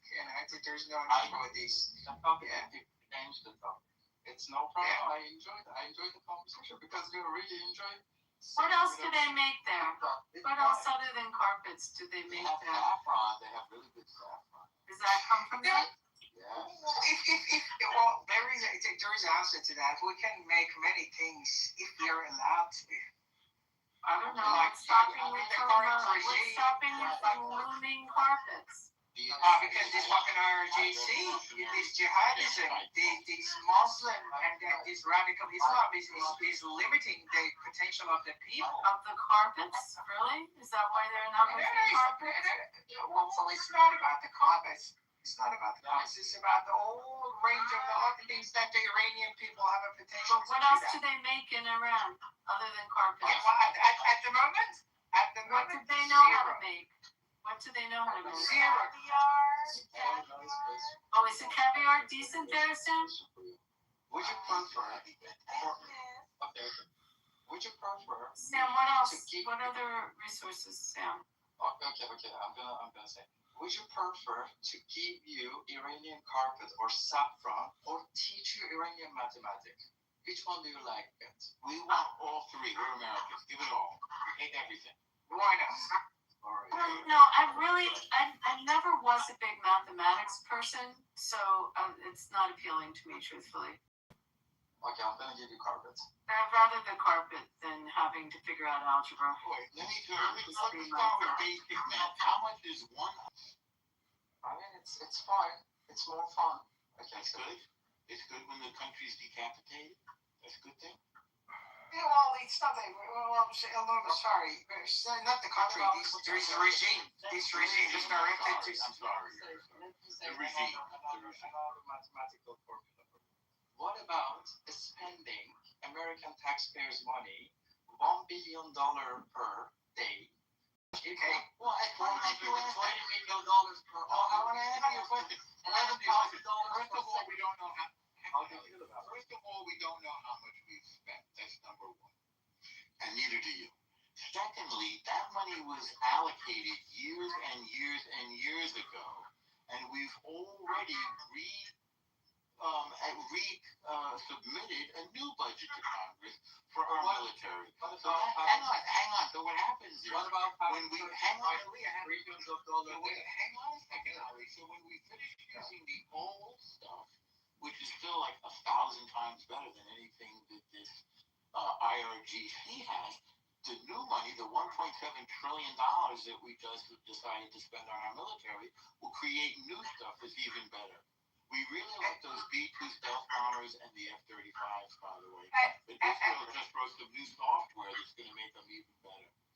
And answer to Ali's question, if they are spending $1 billion, I say that even not $10 billion, they're gonna make $100 billion out of that $10 billion. So don't worry about them. They know how to make money, right? So they're not wasting their money, not a cent of it. They're gonna make out billions out of those money that they have wasted because of this fucking IRGC in Iran. So don't worry about that. Okay? So don't. Yeah. So the American taxpayer, they know where to spend their money, and it is well spent. It's fine. I also. Tupac was very loyal. No matter what we say, he goes, it's fine, it's fine, it's fine. Yeah, of course he does. Well, this is what happens when your brain is warped by the virus of hatred and totalitarianism. You don't really have any original thoughts. You haven't shared any original thoughts, Ollie. Why is that? I just try to say that everything happening is irrational. Is what? Or may irrational. Is he? They decided to go the other way. Is he in the Matrix or is it me? It's in the Matrix. It's Matrix. All of us. He's in a carpet factory probably right now. Oh. I wonder if he's flying around. Yeah, I'm listening to you guys. Just go on. Yeah, just go on and say scientific things. I'm listening. Well, what we want was to hear the original thoughts. Drop in the dirty. What? Okay. You heard my original thoughts. You go on. I'm listening. No, I haven't heard your original thoughts. What's your original thoughts? I'm fine. I'm listening again. Go on. I'm on your side. Go on. So, see, this is what they said about the IRGC, that they were tricky liars. And I'm disappointed. Yeah, I know. I mean, I'm a little disappointed in you, Ali, because I was hoping you would act like a human being, not a tricky liar. Why are they such tricky liars? Armin, can you explain it to me? Because this is what people... I heard. Yeah, I know. He's gay. He's gay. LGBTQ. That's the one that I was trying to share. It's a example of what he in the happened. Because hospital? it's a cosmic seed. You know what I'm saying? It's like this type You're of glad that like thermoplasmic water. You know that's alive. You Khamenei is dead, aren't you? Dude, just tell me the American dream. Tell me the American dream. No, tell me. I'm not a yes or a no. You're glad that the Ayatollah Khamenei is dead, correct, Ali? He is dead. Dude, you're glad, right? No, talk about yourself. Tell me that. No, you said we We said we can ask you questions. Are you very glad, Ali, that the Ayatollah Khamenei is dead? Yeah, 90 was 90 years ago. That's not Ali. Ali, you got very quiet. What happened? You were very talkative a minute ago. Are you worried that somebody will hear you say that? You need to be careful down here. You were talking about Houston shit. Listen to. Come on. So I answered the question. I understand. You answered the question. You're very glad that the Ayatollah Khamenei is dead, correct? Ali? So if you're silent, we will take that as a yes. And if you stay in the room, we're going to take that as a yes. Just for the record. Just in case anybody is listening. I'm sure nobody is. Yeah, she says no, he's not. He's a sympathizer. For sure. And that's fine. See, I'm nobody. That's fine. He can be the IRGC. He can be IRGC as long as he admits that, right? But he's lying. He said, no, I'm not. But you know what? This is because of that. This is because of that. You are me. That's fine. I've been brave enough. You know, the Americans, what they say, the freedom of speech. You have a right to express yourself, which is completely in contradiction with what we have experienced with the IRGC back in Iran. No, be brave enough. That is fine. You know, you can have that idea. That's fine. You know, but you need to tell that. You tell it. Man, I'm gonna sing it. Yeah, I've been brave enough, and I talked to guys. I respectfully disagree. Couple of hours. Okay, go on. Yeah, of course. What happens next? Go for your academic person. Illuminate. Just say about everything, about the plans, whatever. Your phone is dying. Okay. Thank you for celebrating the death of the Ayatollah Khamenei with us in this room. I'm sure your parents will be very proud of you. Am I right? I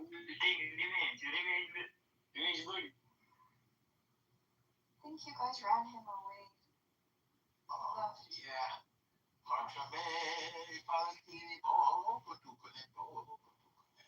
Oh, do you know Farsi? A little bit. Farsi. Nice. Enough to burn you. Enough to burn you. No, I'm not burning. I'm burning right now. Yeah. So there is no point to talk to these people. They're gonna say the same thing and asking the questions and around and around and around and around. So, we in Persian, probably in English, you do have the same words that you say that you can wake up someone. Someone is asleep, but you cannot wake up someone that pretends sleeping. He's one of them. So you can never. Very clever. So it's not gonna happen. Do not waste your time. And thank you very much for all of you guys. With all of the intention, you're supporting us, you're helping us. It doesn't matter. It's because your interest aligns with us or not. But we know for a fact that the safe and prosperous Iran would benefit all the world, specifically Americans, Israelis, and all of the countries in the region. 100%, Armin. Very well said. Very well. Some companies from England, at the moment, they are on top companies in the world. The capitalism created the giant company in US that they provide job, productivity, innovation, everything that you can imagine is in US created and innovated. It was it was invented. It was invented in the U.S. But listen, let me explain why it is that we're getting everything from China today.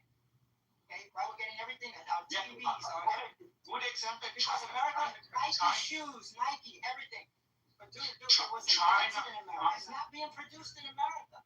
This is the reason why. You're forgetting Rolls-Royce was produced in England. Rolls-Royce was produced in England.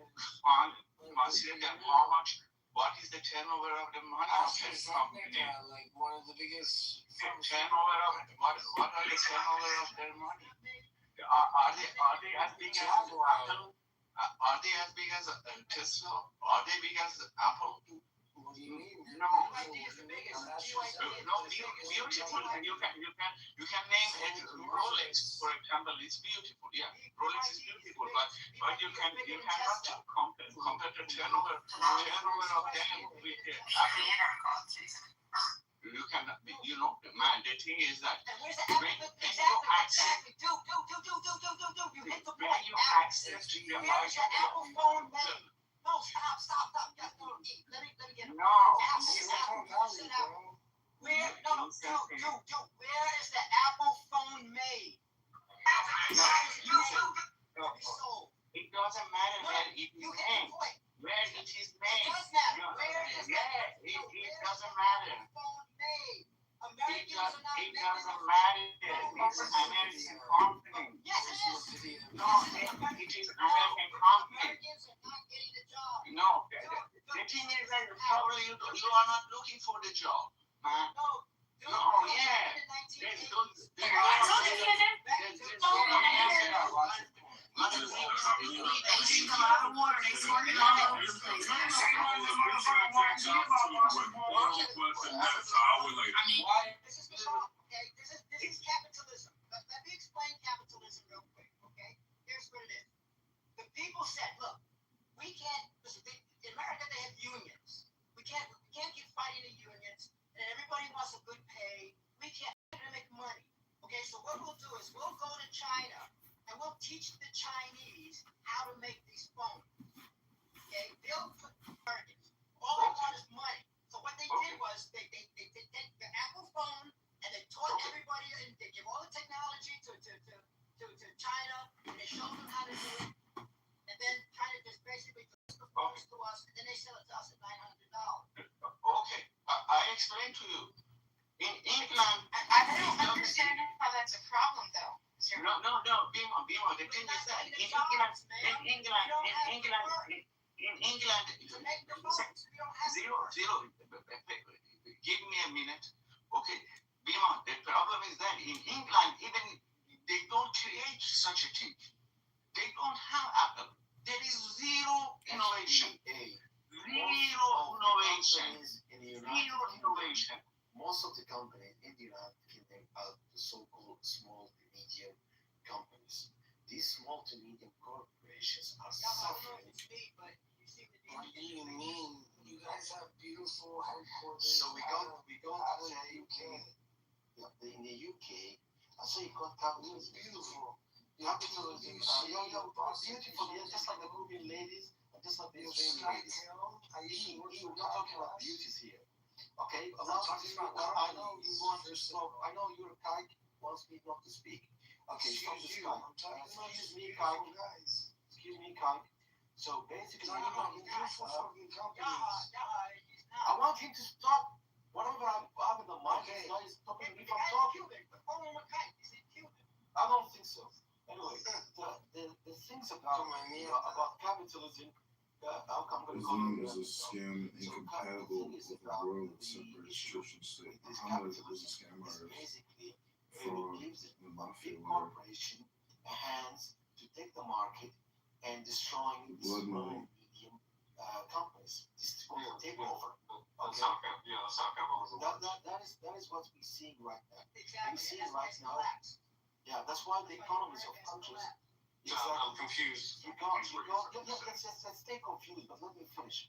Stay confused. Be quiet. Let me finish. Okay, yeah. So when we got capitalism giving no chance for a small medium company to thrive, which is actually the 60% of the blood money that Palestinians receive is derived from 100 miles instituted in the Constitution. Yeah, no. Islam is a scam incompatible with Yeah, the world we that do separates one at a time church because and state. we all want Muhammad to was a speak, and I scam want to hear artist Baseline for speak too. the mafia. The blood money that Palestinians receive is derived from 100 miles instituted thrives in on taking unbelievable over. They're not innovate, not create. They take over the market. And the market is becoming the control of those few multinational conglomerates. Why is this a problem? That means you're going to have a monopoly on the market. And then you're going to have multinational conglomerates say, look, we're going to keep for cost. So they're going to shift their labors and outsource it to countries like India, like China. And that's why you got a lot of homeless people, impoverished people who used to have their own businesses. So this is why America is becoming a working class, homeless. That's why you got people losing their jobs because they want the main focus is to work for a multinational conglomerate. They used to have their own business because they can't compete because of this capitalist system. It actually gives priority to multinational conglomerates. I completely agree. And then they go into things of like politically like grifting. Once they become like financially homeless, they try to like grift into like politics. They try to decide one side or the other. And like now you're seeing in America, now you're seeing like this new term coming to fruition, like politically homeless. They're not Democrats. They're not right or left. They're like politically homeless because they're just grifting. So I don't see the problem. You mean drift. Like with a D, not with a G. You're not grifting. I mean both. You don't grift. So I gotta say this. I think we're confusing capitalism with the other aspects of what the United States is. The United States is a mixed economy, which means it has socialist aspects as well as capitalist aspects, right? And so capitalism is a free market. There's three things that rule America. No, but that's the thing. Like we're. Hold on. I want everybody to speak, but let me just end real quick.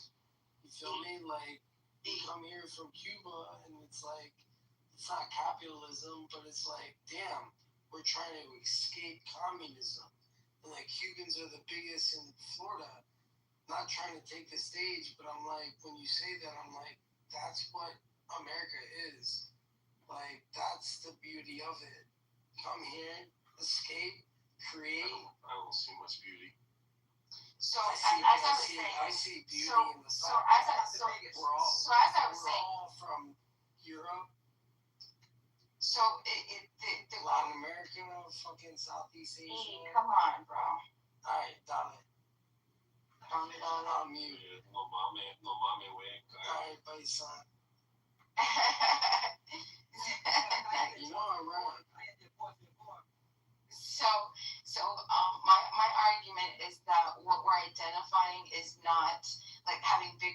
corporations chase it. No, that's not. That's the system. That is the social. That's the government-backed favoritism. That is what the government uses, using subsidies, using regulations, using tax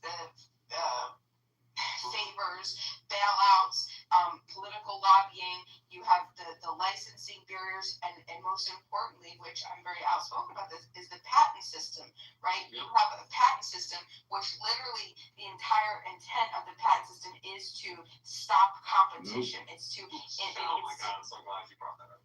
So Thank you so much.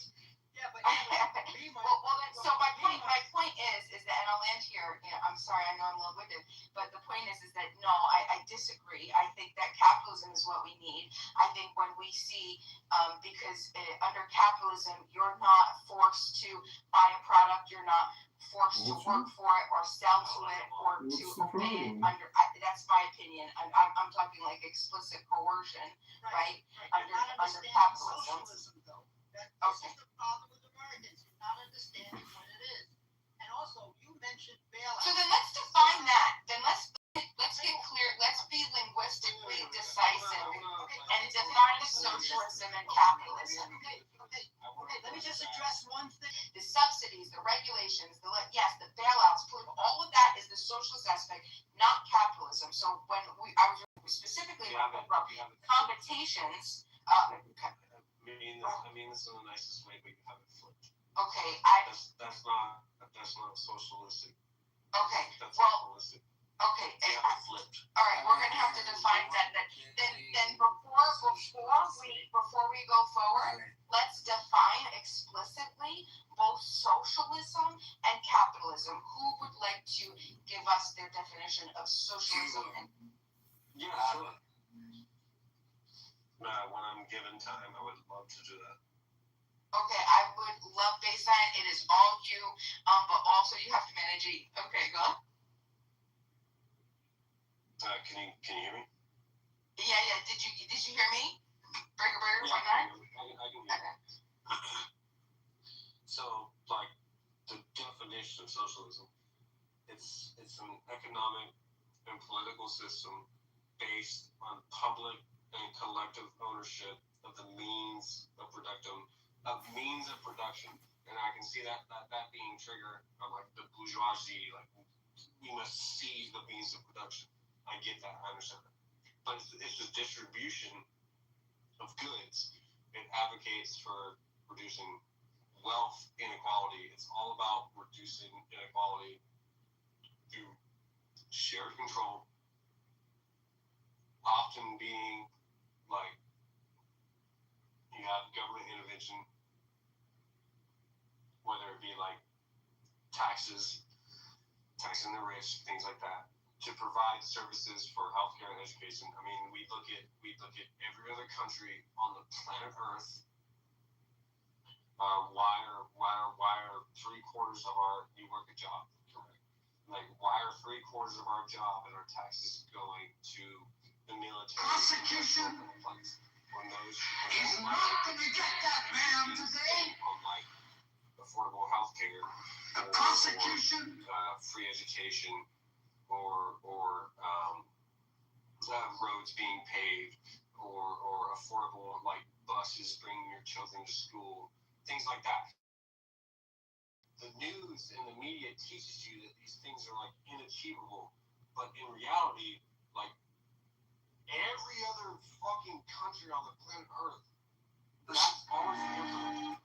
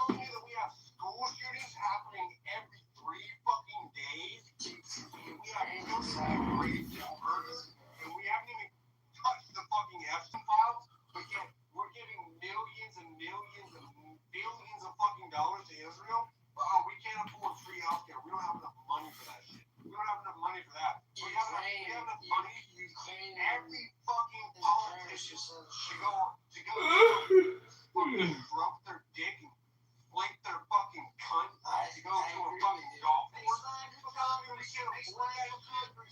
Get the fuck up out of here, bro.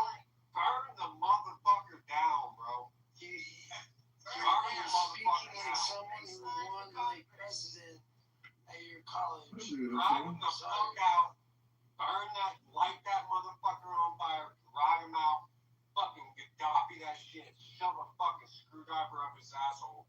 Burn that motherfucker down. We need to start the fuck over. Because this shit ain't fucking working. So I get that. So the socialism, you define socialism, right? But I'm still confused as to why you think that the regulations. I'll give you a simple explanation. Socialism. It's three things. It's simple. I think it's fog and You have technology. Technology. You have shut the fuck up for a second. You have technology and marketplace in the government. You have a technology that increasingly replaces the warmth of human contact with efficiency of coal machines. You have a marketplace that convinces you that your only importance is the machines that you affect. And then you have a government by its bigness convinces you that you are too small to affect change. But just like all those three things, the very platform, the very fucking platform, the sturdiness of the fucking platform that all these things stand upon can be humanly changed and can be humanly conceived. The very next step that you need to take are the steps that shall lead to your human, social, physical, and sociological fucking liberation. Or do you just take a crap? Craps. The game. Yes, you know how to shoot craps? Just let me search about it. Maybe I know You it. should search it. It's the gas line, no line. You have a heart, you can have a heart I don't know what Caspital does. He Google says that snake he's eyes. country. The one snake eyes. Yeah, one beer at a hockey Do you game. know how to play chess, bro? I've had a couple of beers at a hockey game. I don't play chess. I play blackjack. Boy, you don't have enough. So I I have know how to sitting play holding shish this kebab. all through my neck and back.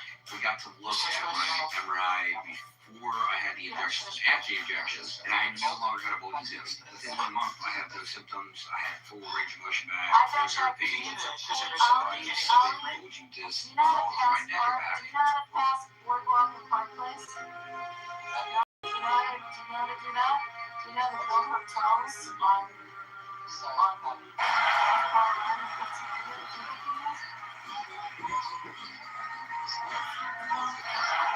professional monopoly. Professional monopoly player. I play hockey. I'm a hockey player. You're a hockey player. Do you also Yes, I'm a hockey player. I play hockey. Do you also play tennis? I can teach you many things, Abby, if you come to your mom. I can teach you many things. And Nova, just in Costa Rica, because there's Hold on, Abby, I need to make sure Abby do not go to But I'll tell you what, Ollie, you can come to the Emirates and lose all your money. We'll host what's the money called in Iran? What's the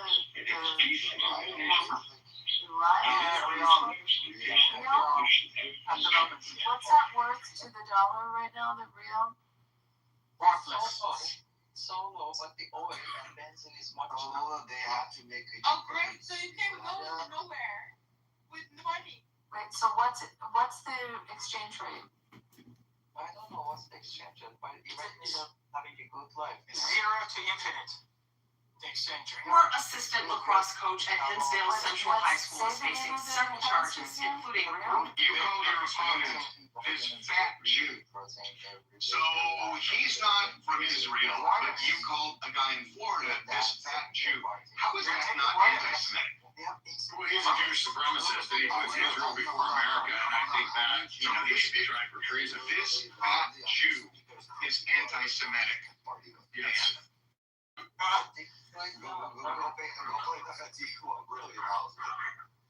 What is the right now and play it lovely. How can I play with you?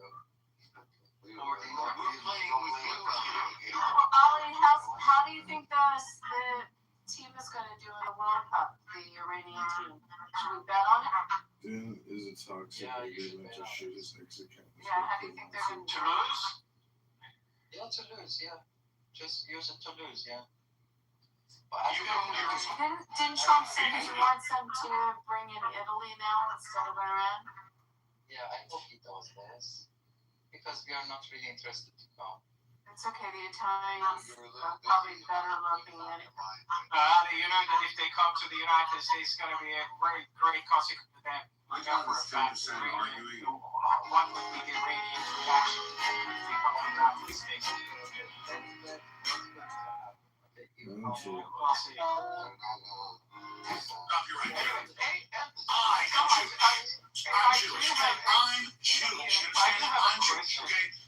And the question is that we as Iranian, we are opposing the regime. What do you think, as a friend, what we should do that we haven't done? That you think that, hey, you guys, Iranian, this is your country, like you should have done this. It's great to hear from you guys because you're the outsiders toward our country and you're contributing to this war and you do have some stakes here. What we should do? This conversation, yeah. What we should do? You say, come on, your people say what we should do. How we should bring democracy. No, that's not my question. Don't change it. I see that what we haven't done that we could do. Right? So don't change the narrative of a question that, America tell us now what to do. No, it's not. It's just as advice, as a friend. What do you think that? Yeah, what do you think we should do? Yeah, please. I'm also curious about that. No, Americans, Iranian, like you're looking from outside. You say, hey, Iranian, you're against your government. I think it would be better to do this A, B, C, D. Yeah, I'm curious about what Americans conversation. Yeah, come on.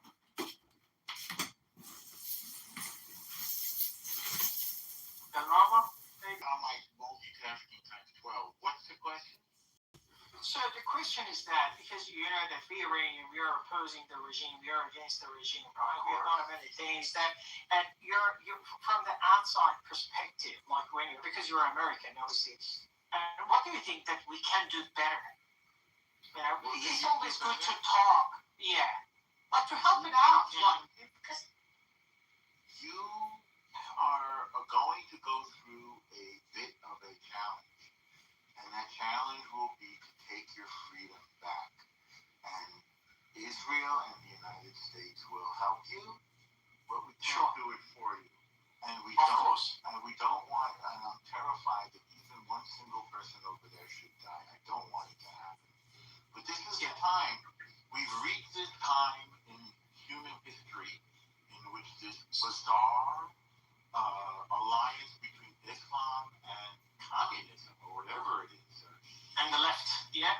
Yeah, and the left. It's got to end.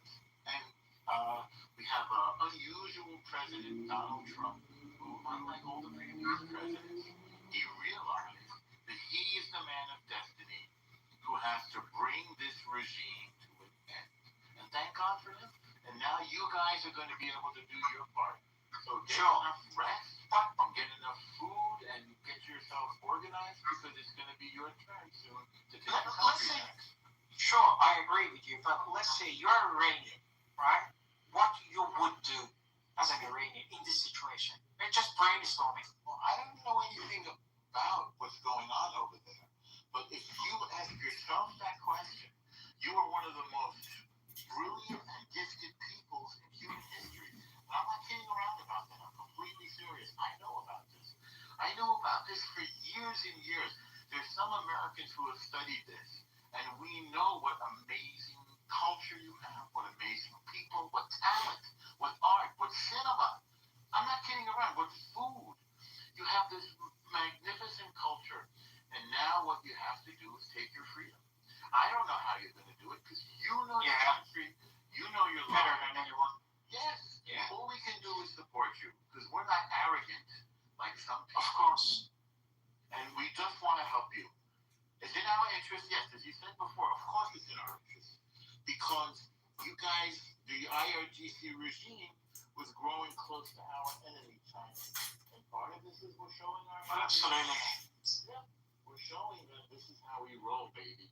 So you're gonna think twice before you take over Taiwan, the Straits of Taiwan. Don't think of the Strait of Hormuz. Think of the Strait of Taiwan. It ain't gonna happen because our military might is greater than that of China, and we have to that way. And then you know what? When China sees that, they're gonna want to be partners with us. They're not gonna want to fight us, and we're gonna have a good relationship after that. Because the other way around. Because the other way around is going to be catastrophic for the world. It's going to be catastrophic because if for some reason, hopefully never happens, is the war thing doesn't work the way that the American planned, then China would have the audacity to say that, hey, they couldn't get the Hormuz back. How are they going to get the Taiwan back, right? They're going to say that because China is not going to do the job for us, as you say. It's sometimes that we need to, if we cannot take the gun, educate ourselves, inform the other people how to, for example, how to do the first aid at the time of the uprising, because we know that for a fact they're going to come out and the casualties. At least you can minimize the casualties by learning the first aid and buying some of these tourniquets and this and that and put it at home for the day. You know, that's happening. It's one of the things you can do. Very practical, make a lot of sense. And the second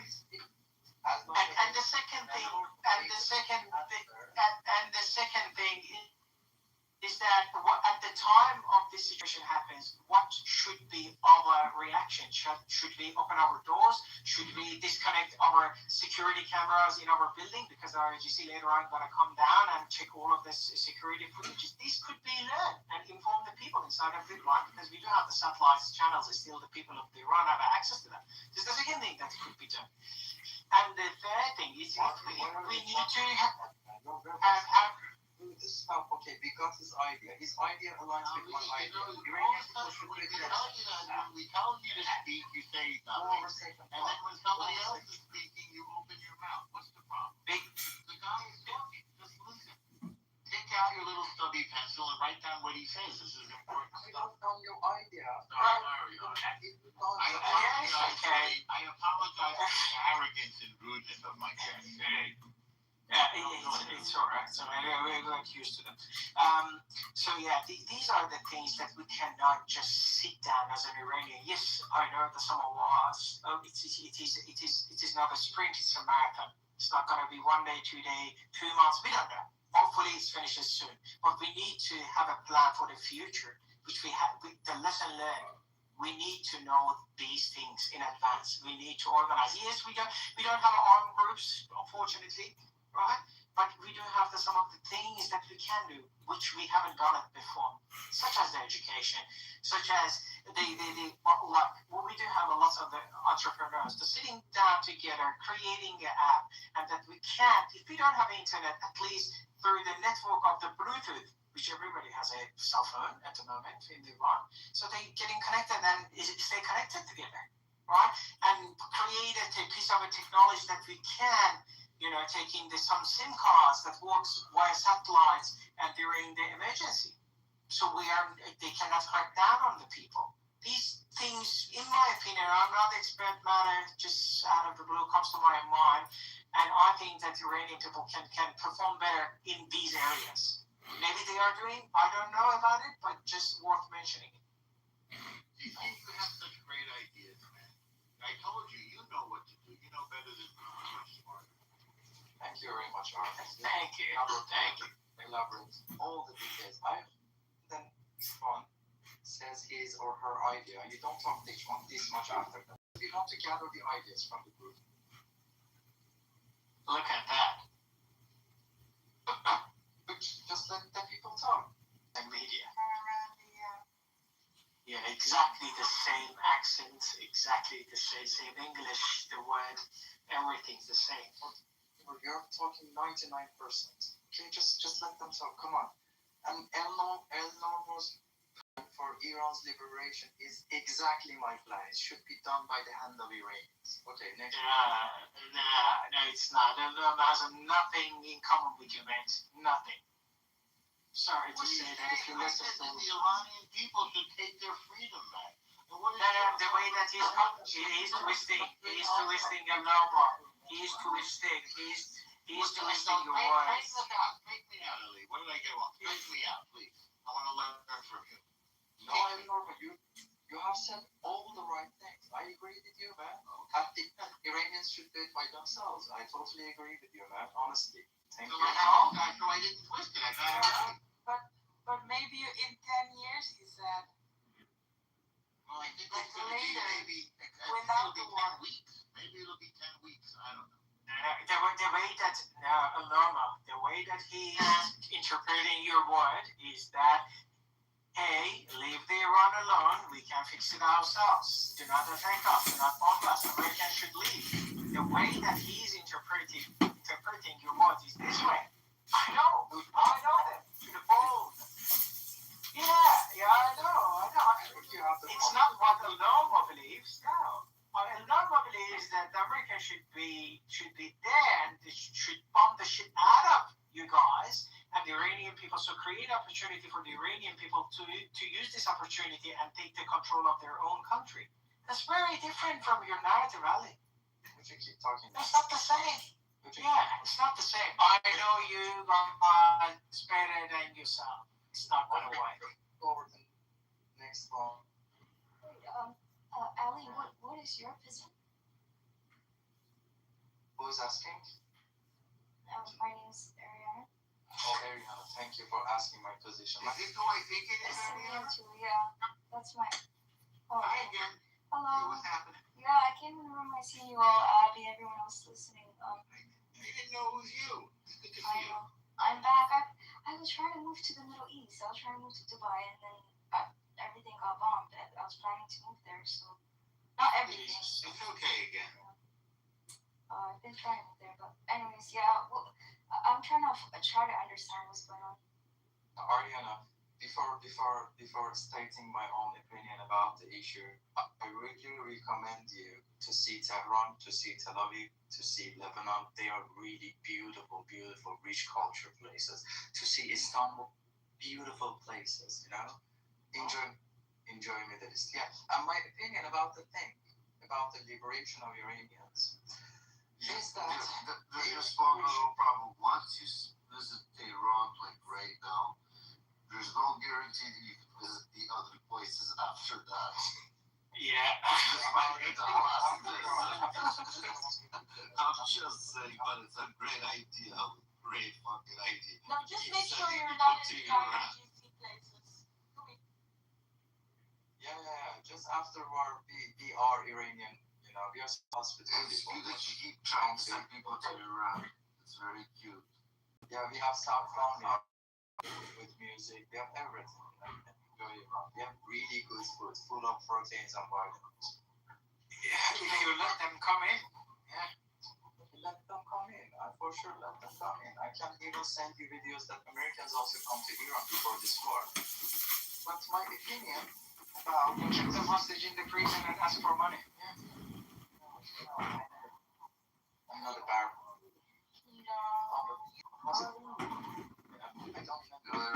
I think somebody's trying to reach us from Iran. Hi there, BK. Are you from Iran? Your service sucks.